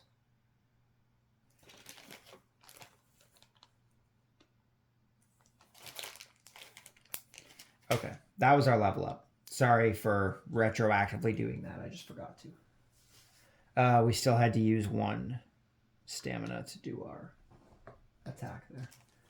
This also means that we actually get to increase something, so we're going to increase our health by 1. I think is the smartest thing to do. Okay, so we rolled nothing for him, which is great. It means we're going to be able to get an attack off, which is good for us. This time we're going to go for our crush. So we need to get a diamond, which we got. Nice. So we're going to take his magic armor down. And now we're going into hopefully what's going to be our last combat phase here. So he is attacking with his swords. He's going to do Thunderbolt to us, which is going to do 4 damage, as well as stamina damage if we don't kill him. We got our diamond, so we pulled off our crush once again. I also realized I didn't. You know what? I'll reroll. I didn't specify what we were going for, and that's something I should have done. So we're going for crush. Hopefully we get a diamond. And we did get a diamond. I think that's actually the exact same roll that we had before. So we're going to kill him. And we did it. We killed him. We killed the Draugr Deathlord, guys. Good job, us. So. 3 experience. I'm sitting here looking at it like, what the hell am I supposed to be doing? We gain 3 experience. And we gain... I'm going to take... Do I take the septums or do I take the resources? We could use resources to start upgrading stuff. Our glass armor, I think we're going to have for a bit. We could also try and upgrade our ebony helmet. I think we're going to take 2 soul gems to try and get up to 5 soul gems to upgrade our ebony helmet. Okay, that defeats this guy. We are so it said that we don't get our health back, but I can heal myself, right? So we're going to use 2 leaves. Well, do I need to? Yeah, we'll do it just to be safe. We're going to use 2 leaves to heal ourselves back up to full health here. We get our stamina back up. Okay. And the Draugr Deathlord has been defeated. We are now going on to an ancient vampire, eh? Okay. So this goes here, this goes here, this guy goes up here. So, once again, we're going to... Oh, no, we're not going to try and sneak. We need 6 circles. 6 circles. He ambushes if we have a legendary. Or does he just ambush in general? Because it says we can sneak, but they also have the ambush thing. I just want to double check how ambushing works. Sneak and disarm. Ambush. When facing enemies with the ambush trait, the first combat round will consist of the enemy automatically resolving their skull action. If the first player successfully sneaks, the ambush is cancelled. Otherwise, the first player cannot act or take actions during this combat round. So he's automatically gonna... Damn, dude. He's automatically gonna heal 4 magic armor? What? And deal 5 damage to us. That's nuts. Gotta hope he doesn't land on the skull. Damn, dude. Well, do we go for this battle? I think we have to. We need to clear the quest, or we're gonna get screwed over. So I think we're just going for it. So we take 4 damage, I guess, because we don't have. He's doing the ambush. No, 5 damage. We take 5 damage. Jesus. 1, 2, 3, 4, 5. This is bad. This isn't going. This isn't gonna go well. This is the Draugr Deathlord. Deathlord was better than this, and he can't go up any higher than what his maximum is. So this is bad. So I roll for him first, and then decide if I want to attack. Right? Oh God, he got the skull again. I need to run. We're just gonna fail the quest. I don't.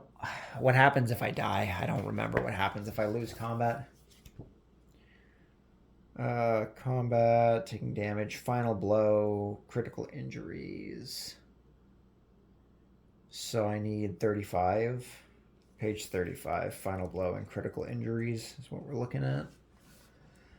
Final blow. When battle gets particularly tough, the player always has an ace up their sleeve, the final blow. This is shown by placing a marker token at the beginning of the track. That would be this black token here.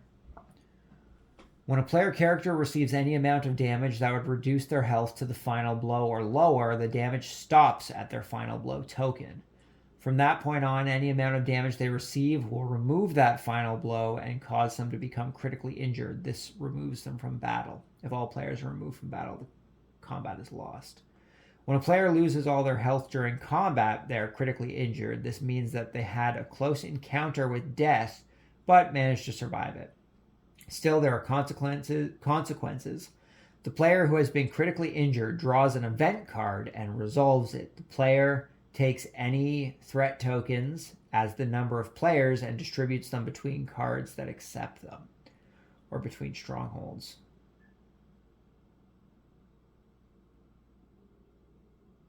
Okay. So if we lose, well, if I retreat, we are losing the quest anyway. If we taking a critical injury here, if I fail, I'm going to have to put threat tokens out anyway.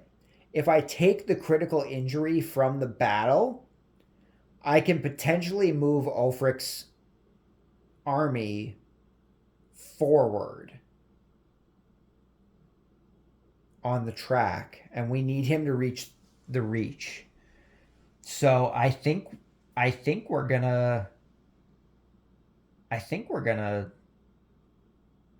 go for the combat. I think we're gonna go for it. We only have two rounds before we die, unless we get good dice rolls, but we'll give it a shot.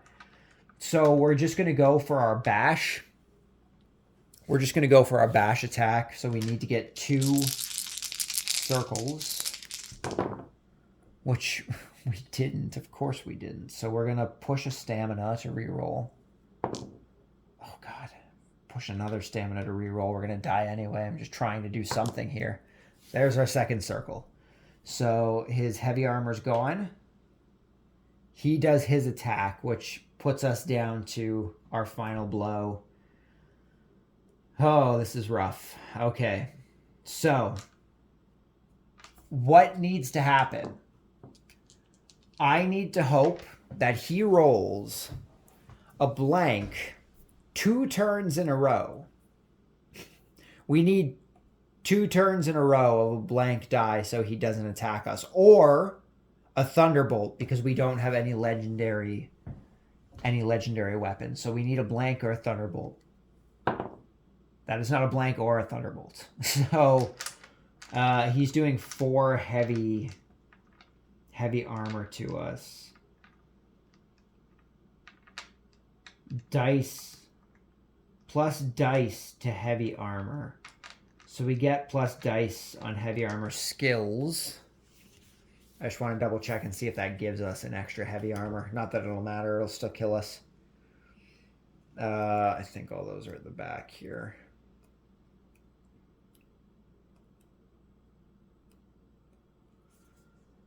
Heavy armor. When performing skill tests, they use this skill, add an additional die. With an armor item equipped, gain one heavy armor. Oh, it's light armor though, isn't it? Is that light armor?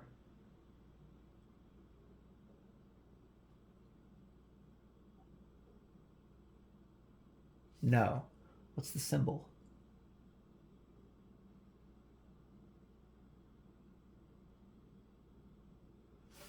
What is that symbol? Robes? Is it a robe? No. Oh, no, it's light armor. It's light armor. Okay. It's weird. There's just different symbols everywhere for light armor. Okay, so we're not wearing heavy armor, so we aren't going to get the additional thing. Not that it would matter. So he's going to kill us. So there's really no point us even rolling, but we'll do it anyway. We're going to go for a crush. We need a diamond. We did not get it. So he's killed us. We lose the combat. We are pushed out of combat. We take critical injury. So we need to... What did it say we had to do? We had to put a threat token, right? Just quickly, I think it was page 35. Critical injury. When a player loses all their health during combat, the player who's been critically injured draws an event card and resolves it. Then the player takes as many threat tokens as players. Okay, so we're taking a threat or an event card, and we're going to read the event card. That didn't help us at all. So preparing for the storm. The Thieves Guild in Riften is hoarding items in case they are needed. Place 2 threat tokens and place a quest token on Riften. Okay, so we need a quest token on Riften. We have to place 3 threat markers down, which is bad. That is bad. So what we're going to do is we're going to place one on here. We're going to place...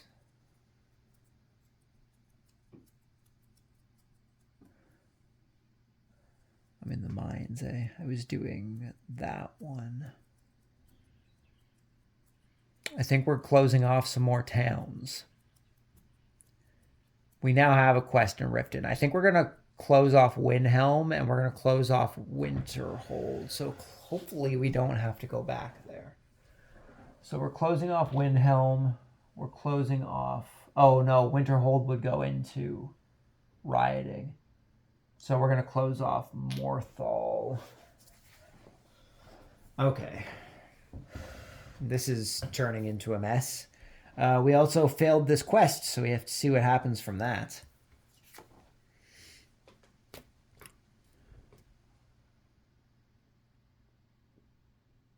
I step on a trap and the entire ceiling collapses. My enemies die, but I'm trapped for days. 1 threat token. Discard this card. Well, that sucks. So, we have to put another threat token onto the board. I guess we can put one of these ones that was on here. What do we got? How many does this one have? 3. We can put in. I think we're putting another one onto Righteous Fury since it only has 4. Okay, and we now have to draw an event card. So, let's see what event we're getting. So, oh, thank God. Ulfric's moving forward. A Touch of Madness, Nightmares, active events. When drawing an event, draw 2 cards and roll a die. Triangle, apply the effects of both. Square and, diamonds and a circle. Choose one to apply. Place the other on top of the event deck. When this card is discarded, remove this card and place 152 on top of the event deck. Okay. 152 will go on top of the event deck when this is gone. So we have put 2 threat tokens out. And we have to move Ulfric forward. So Ulfric is moving to the Pale. And we need to put 2 threat markers. It's a bit of a pain, but this could actually help us if we have to apply both cards and they both have Ulfric's Militia moving. That could be helpful because that would put him into the reach. Where are we putting threat tokens? Are we just closing off more stuff? I can't put stuff on Markarth because it's still blocked off. It's just a thing for the game, so we're not allowed to put anything there. So I don't have any quests in Whiterun, so I might close Whiterun. And I might close Dawnstar. I don't really want to place them on our quests in case we draw a card that puts something on all the quests. So we're going to close Whiterun. We're going to close Dawnstar. And we're going to take our turn. What are we going to do? What are we going to do?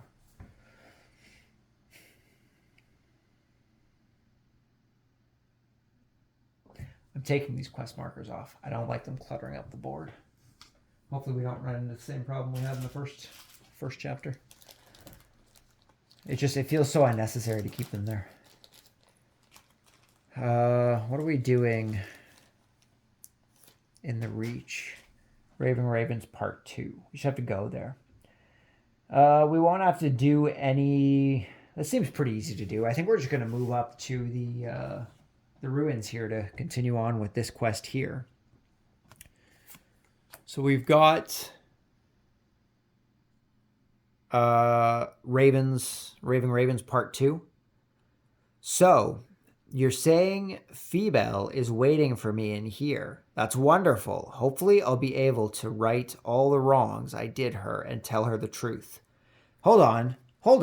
This isn't right. I murdered this guy.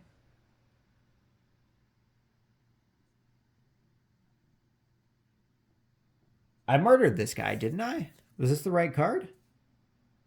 Oh, no. She's going to murder him. Okay. I gotcha. Hopefully I'll be able to right all the wrongs I did her and tell her the truth. Phoebel, it's me, Timandre. There's a reason I never told you what happened to your uncle when you were a baby. Objective, he's distracted. Now burn him. Roll 3 dice plus destruction. We need 1 circle in order to be successful. And we got 3 circles. We are very successful in burning this old man to death. Quite the success. Success. Too easy. Timandre's body lies at my feet. Gain 2 experience and 2 coal. I return to Phoebel and tell her the deed is done. She's grateful. She asks if Timandre remembered her. I shake my head. She understands something else. We part ways. Gain 7 septums. So we gain 2 experience, 7 septums, and 2 coal. So we're up to 3 coal. We gain 2 experience. We are 5 experience away from getting another level up.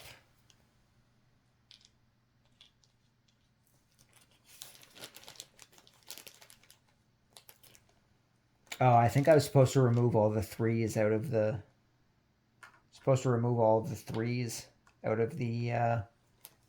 monster deck here. I'll have to do that next time we get into combat. I'll have to remember that. Actually, you know what? I'll just do it now.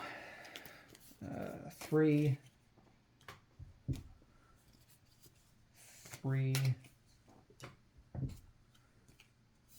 3, 3, and 3. Okay. Those have all been removed. Our encounters continue to get harder.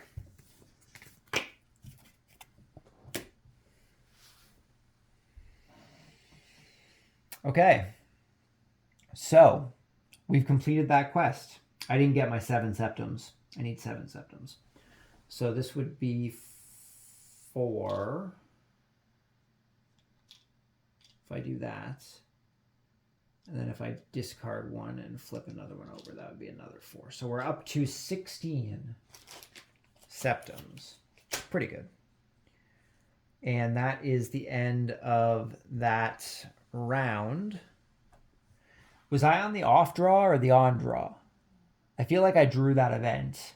So I guess we're on the off draw now. This quest is complete, which I guess means we can get rid of these, right? These are done.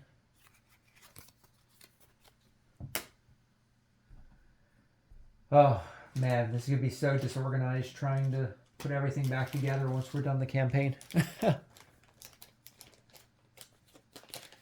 Alrighty. So, what are we going to do this turn? What are we going to do? We could go down to Falkreath, which Falkreath is not closed off, so we wouldn't have to pay. And we can try and do the world quest.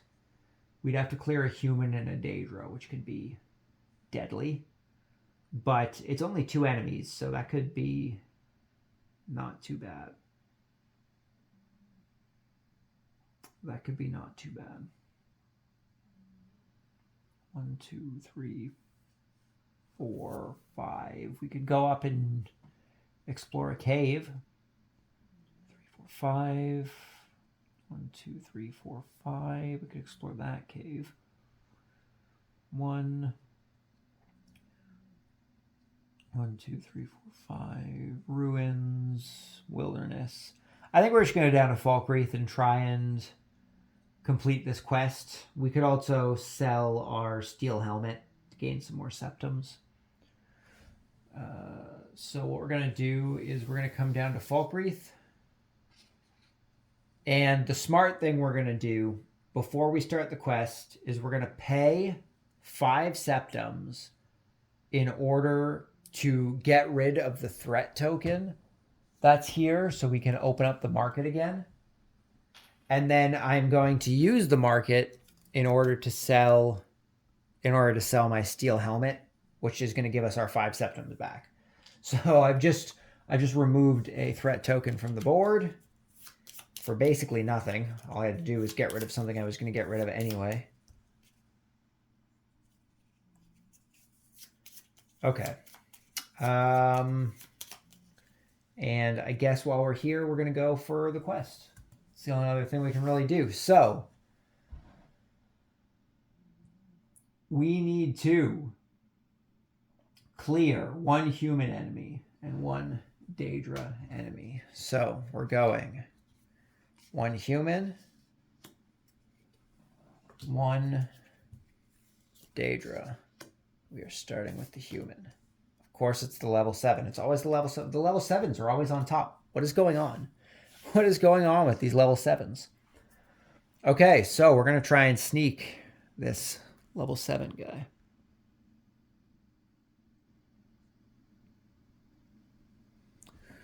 So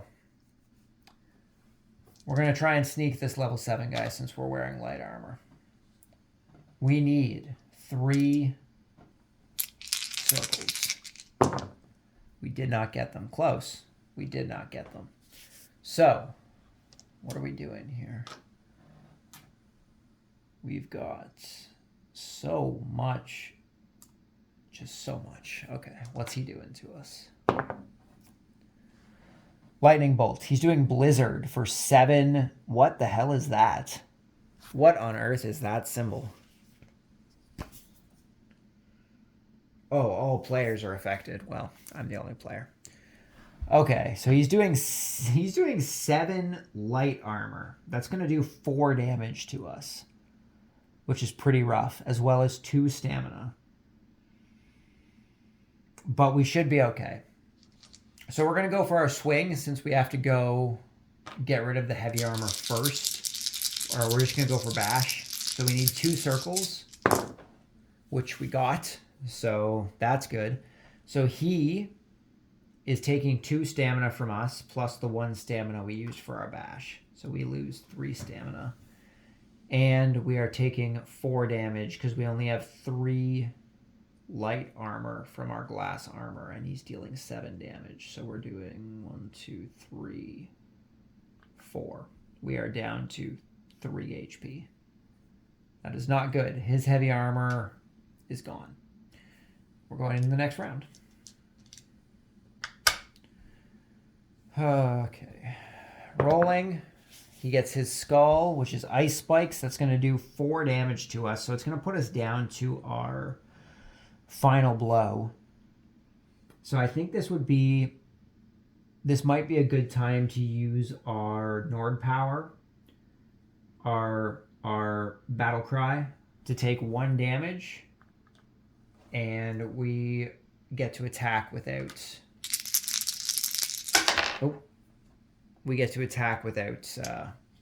being attacked. So we're going to go for our crush, which is 1 stamina. We need 1 diamond, which we got. Nice. I think that's the first roll we've gotten with no circles in it. So we do 7 damage, which we're going to use to take out his magic armor. And he doesn't attack us this turn. I am hoping for a fire or nothing. Nothing's perfect. Great. We're going to go for our crush once again. So we need a diamond. We did not get it. We're going to push. We did not get it. We're going to push. I only have 1 more push. Oh, jeez. Do I try and go for it again?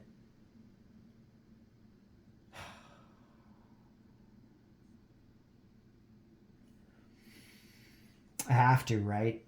I have to. We're pushing. We're doing our 3rd push since we have 3. Come on, diamond. Come on. Oh, the diamond. There it is. Oh, wow. What a stressful roll. So we've killed the necromancer. Our stamina goes back up to full since we're starting new combat. Because we have our cannibal trait, we get 2 health back before starting our next combat. So we have 5 health now. Well, we have 4 health now. So he's dead. We gained 3 experience. So I'm going to flip one of these to the 2 side, and I'm going to take another one. I guess I could have just taken one that had 3 on it. We are at 8 experience. We need 2 more experience to be able to level up. And I think we're going to take 2 resources of our choice. We're going to take 2 leaves. And in between this combat, I am going to use 1 leaf, which is going to leave us with 2, in order to use my potion to heal another health. So we're going to be up to 5. We're going to be up to 5 health. And you are dead. We're doing okay with these higher level things. We're getting really lucky. Don't get me wrong. We're getting lucky. Okay, another level 7. Dramora Lord. Okay. Heavy armor, magic armor, light armor. Probably take an advanced treasure if we win this. We can't sneak at all, but he's going to get an ambush off. We can't complete the sneak, so it doesn't even matter. He automatically gets a skull, which is going to do 3 heavy damage to us, plus 2 stamina damage. So we already take 2 stamina damage, which is rough. But we're only going to take 1 damage at least, so that's not too bad. Okay, skull again. Not terrible. We're going to try and do crush, because we need to get that heavy armor off first. Yeah. So we need a diamond. We did not get it. Is pushing per combat? Or is it per battle? I just want to make sure pushing is per combat, because I've already used 2, so I think I can only do 1 more.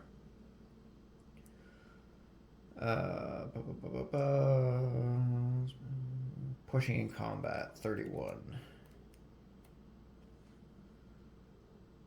Pushing. Most combat actions can be pushed each combat round. Each combat round. So it's each new combat? Or would a combat round be the entire thing? So I guess I can only get one more push. If the combat round is the entirety of it, I can only get one more push. That's okay. So do I take the push now? I can't believe we got 4 triangles. He's going to do another... He's only doing 1 damage to us, but we're losing a lot of stamina, which is the problem. So we failed our check, so we're taking 2 stamina damage, which is starting to run us down. We're not going to push, I don't think. We're just going to hold off on pushing. He got his thing here, so we're going to try for the... This is rough. I don't think this is going to go well. I think we might end up dying. Might end up dying again. We're going for our crush again, so we need a diamond. And we did not get it again. Dang, dude. I'm going to try and push it this time. Yeah, we still didn't get it. Yeah, we're in rough shape.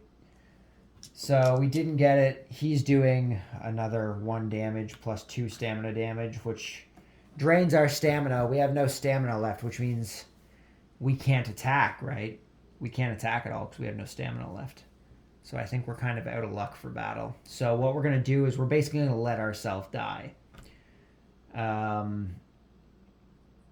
We're basically going to let ourselves die. We can still attack. I think it exhausts health instead of stamina. So we can still try if we're going to go for dying anyway. So let's see what he gets for his next action here. A battle axe is bash, so we're going to be taking 3 damage. 3 damage if that hits us. We need to take 1 health in order to go for our crush. And now we get the diamonds. 2 diamonds, of course. So his heavy armor is gone. He does 3 damage to us, which puts us into our final push state. So we basically get 1 more round here, which we can't do anything with. But maybe he won't get an attack off. I guess that's our hope, right? We need either a lightning bolt or we need a nothing. So we have a 33% chance. Oh, it's the nothing. It's the nothing. We're alive. We're alive. We're going to go for crush, seeing as we can get rid of the light armor. Or for bash, sorry. I keep thinking we're using the other battle axe still. We're going to go for bash, seeing as we just need 2 circles. And we got 3 circles. We're good. So we're going to get rid of his light armor here. This is going to take us into our final round. If he gets a lightning bolt or a nothing, we could potentially win this combat still. Somehow. We could potentially win this combat if this 33% chance works out for us. So come on, nothing or lightning. Nothing or lightning. Another nothing. Wow.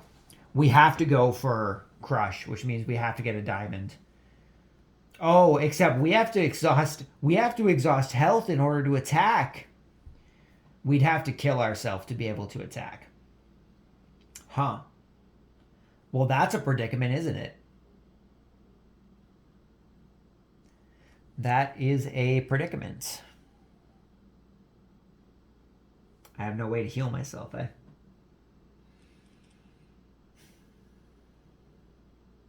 Well, huh. Isn't that unfortunate? I guess we lost. I guess we just lose the combat. That's unfortunate because we have to kill ourselves in order to attack him. So I guess we just can't attack. But he's doing nothing. So I guess we try to attack. If I pull it off, do I kill him and die at the same time? What are the rules? What are the rules? Huge interpretation. Can I kill myself and attack at the same time?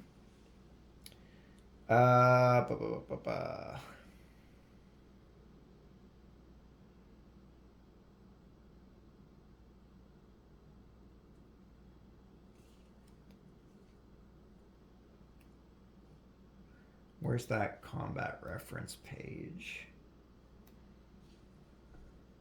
So, combat round, offensive action, resolve enemy action, pay the action cost in stamina or magicka. Roll your skill. Yeah, so I would have to do it before attacking. So I guess I'm just going to declare an attack and I'm going to kill myself. Because it's all we can do. So we unfortunately didn't kill this Dremora Lord, but we got close. We got close. So unfortunately he was not defeated. And we failed, which means we have to put a threat counter onto the board. And we have to draw an event card. When drawing an event, draw 2 cards and roll a die. So we have to draw 2 events. So we have these 2 events. And what was it? Roll a dice. If a diamond, no, if a triangle, apply both effects. If a circle or a diamond, choose one to apply. So we need to roll a die. And we got the circle. So we get to choose one. And I'd rather choose Rise of the Vampires because that's gonna move Ulfric forward. Place the other one on top of the event deck. So Call to Arms is going to go back on top. And we are going to be activating Rise of the Vampires. Skyrim is under siege. Place 2 vampire tokens on wilderness spaces on the game board. Move every vampire token on the board 1 space towards the closest stronghold. If a vampire reaches a stronghold, degrade it and remove the token. Add 2 threat, as well as move Ulfric's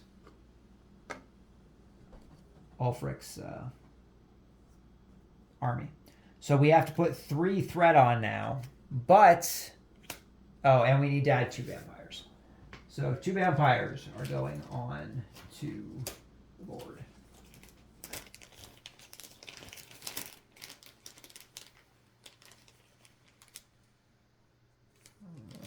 Vampire and a vampire. And we have to move this one closer to the closest thing, which is down this way. So we're going to put one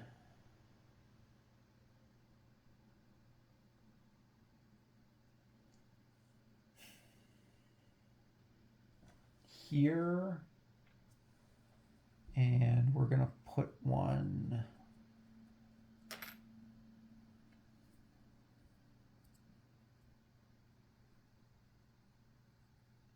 the other options really aren't the best. I guess we're going to put one here. And we need to add 3 threat tokens, but we also failed this quest. So we need to degrade Riften and another stronghold and discard this card.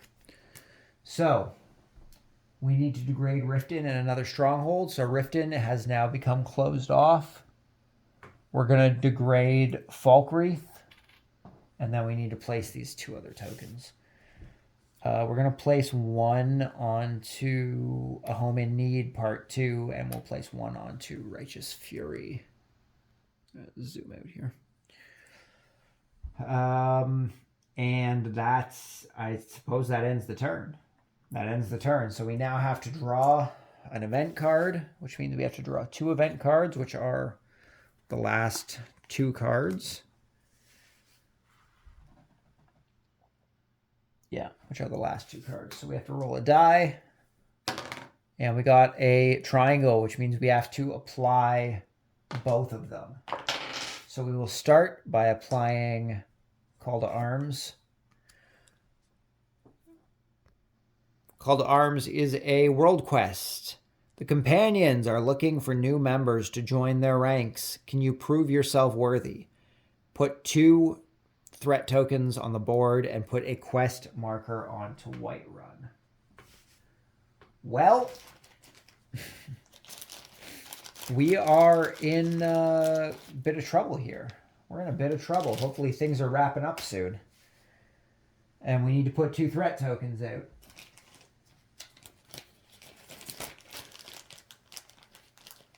we're going to place them onto the world quests here. Unfortunately, that's not what I want to do, but that's our only option, really. Because we are running out of steam. And our other one is unemployed soldiers, an active effect. Back from the Great War, they find nothing to return to. When exploring a cave or a mine, encounter one additional human at the end of each dungeon. 2 threat tokens, and Ulfric's army moves one, one space forward. So he has finally reached the Reach. When this card is discarded, remove this card from play, add 152 to the top of the event deck. So we need 152.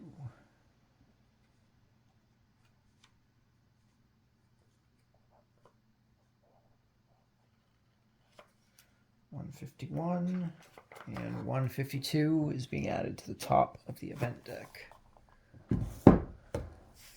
Okay, so Ulfric has finally reached the Reach.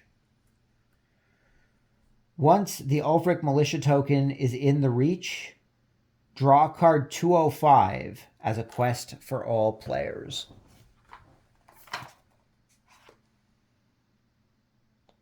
207, 206, 205. Oh no, that was 203.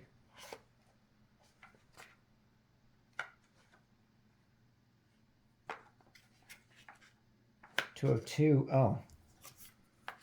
Was 205 removed from the game? Is that one of the cards that got removed?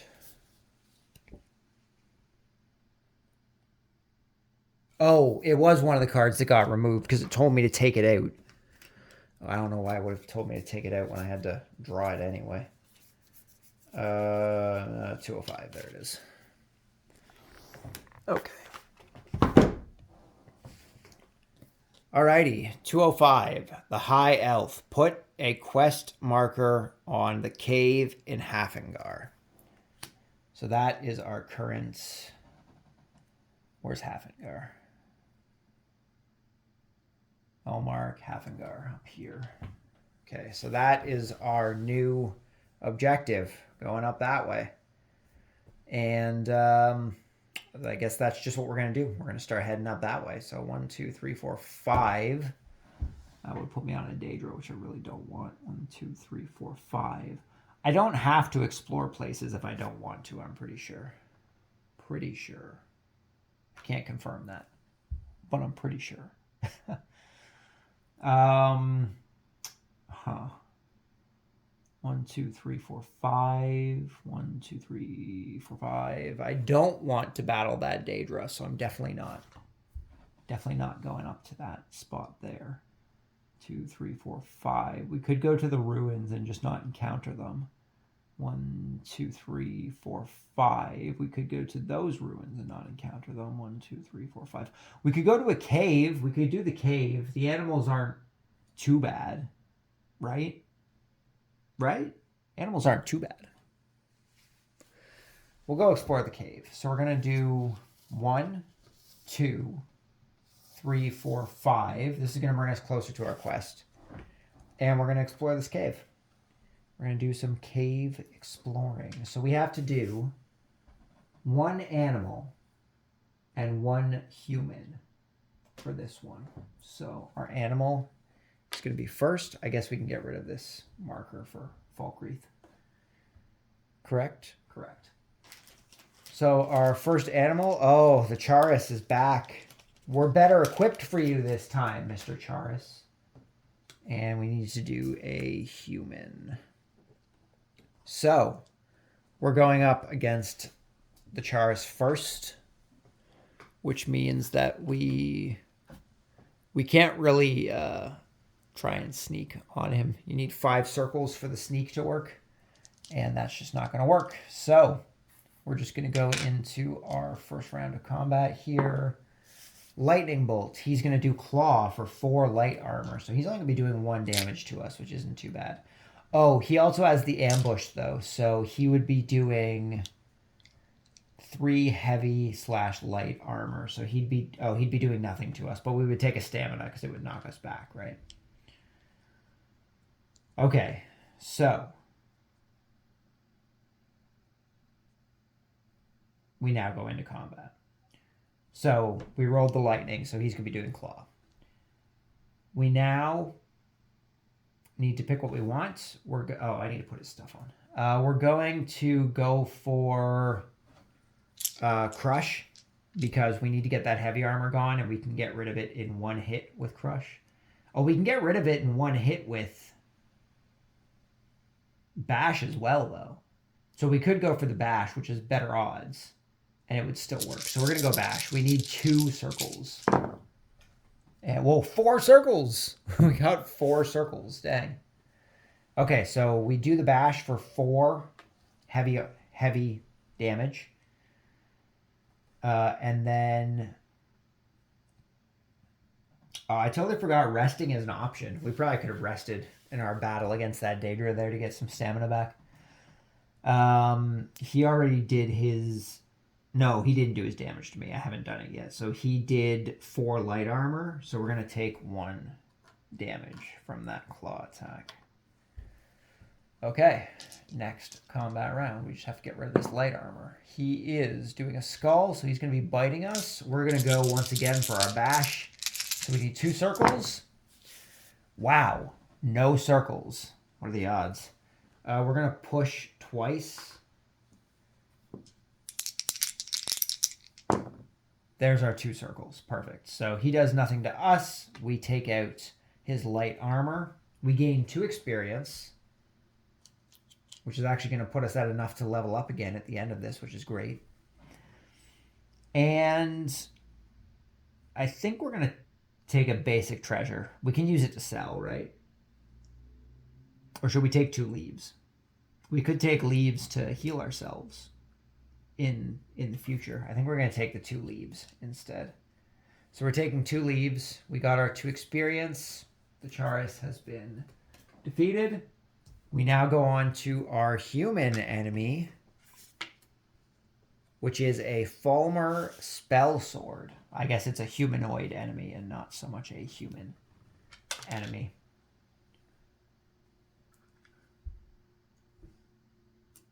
Okay. So he has ambush. We can't get the sneak. So he's going to be doing 4 magic damage and 2 stamina damage to us. That's pretty rough. So he does 1, 2, 3, 4. That puts us in pretty rough shape.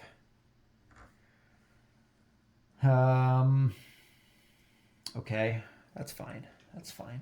It's good. It's all good. We need to hope for a blank or a lightning bolt. Lightning bolt, nice. Okay, so he's not going to do anything to us this turn. We're going to go for our swing. He only has 4 heavy, so we're going to go for our bash. So we need 2 circles. And there they are. Nice. So his heavy armor is gone. We do 4 damage. We're going to go into our next combat here. I need 1 stamina gone. Ooh, nothing. Nice. Okay. Once again, we're just going to go for the bash. It has the best odds, and that's really all we need to take him out. 4. Okay. So we're going to take out his magic armor. And 1 stamina gone for the attack. And we're going into the final round here. What do you got? Nothing again. Man, this. I mean, I guess that's what happens when you're blind, right? I feel like the Falmer should have detriments to their rolls because they can't see.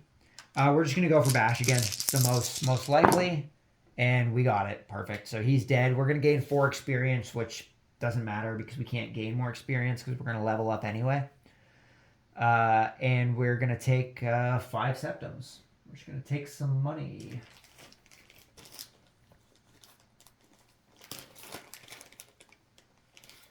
$5 septums puts us up to 21 septums.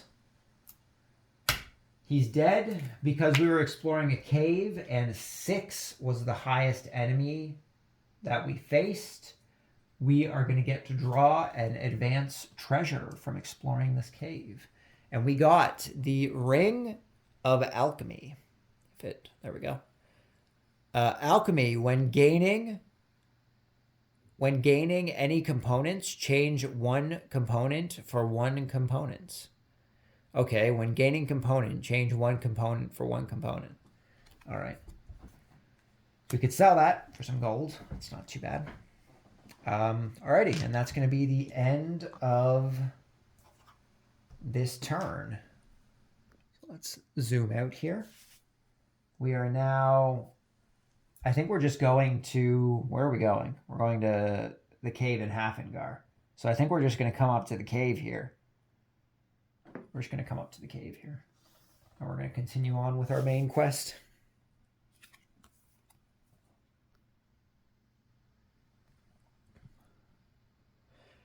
You arrive at the meeting late. You open the hidden door behind the rock and make your way through the tunnels.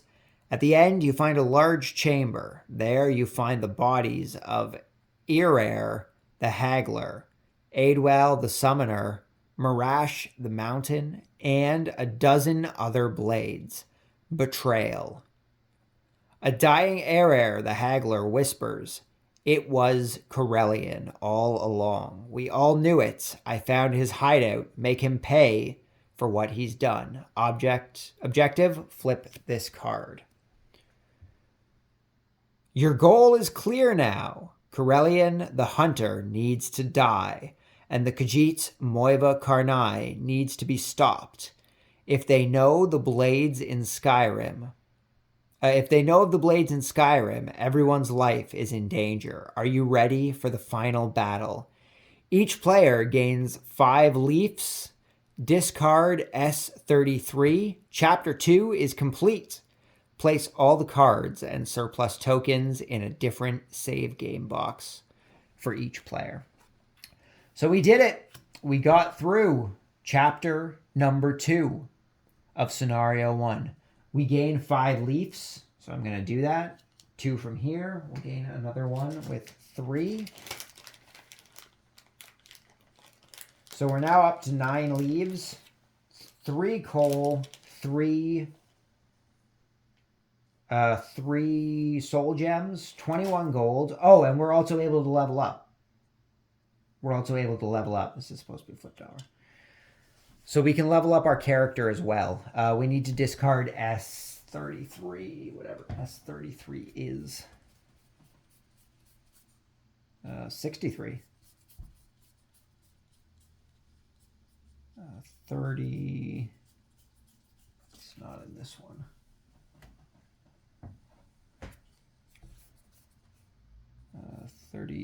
S33. Okay, that one's gone. So the one that we discarded was Bounty in Skyrim.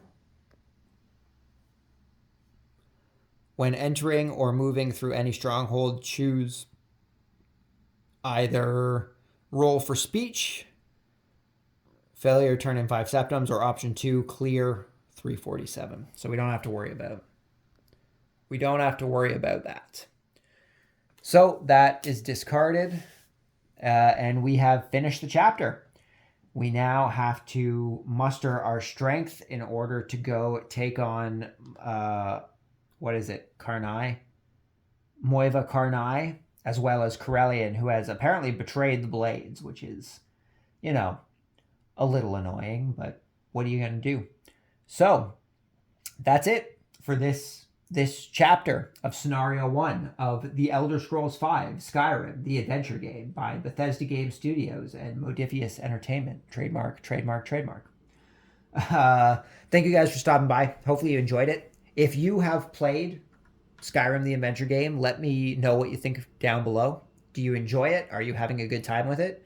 If watching this video has made you want to pick up the game yourself, or at least try it out, let me know that down below as well. It's always interesting to see what games people pick up based on the games that we cover on the channel here. If you guys are over on Instagram, you can follow us at Board Games Are For Everybody over on Instagram. We just post games that we're playing as well as stuff that we pick up. And yeah, just chill time. Come talk about games, see what we got going on. But that is it for me for now. So thank you guys very much for stopping by. Hopefully you enjoyed it. Hopefully I will see you all next time. Until then, just remember that board games are for everybody, and I'll see you all then. Peace.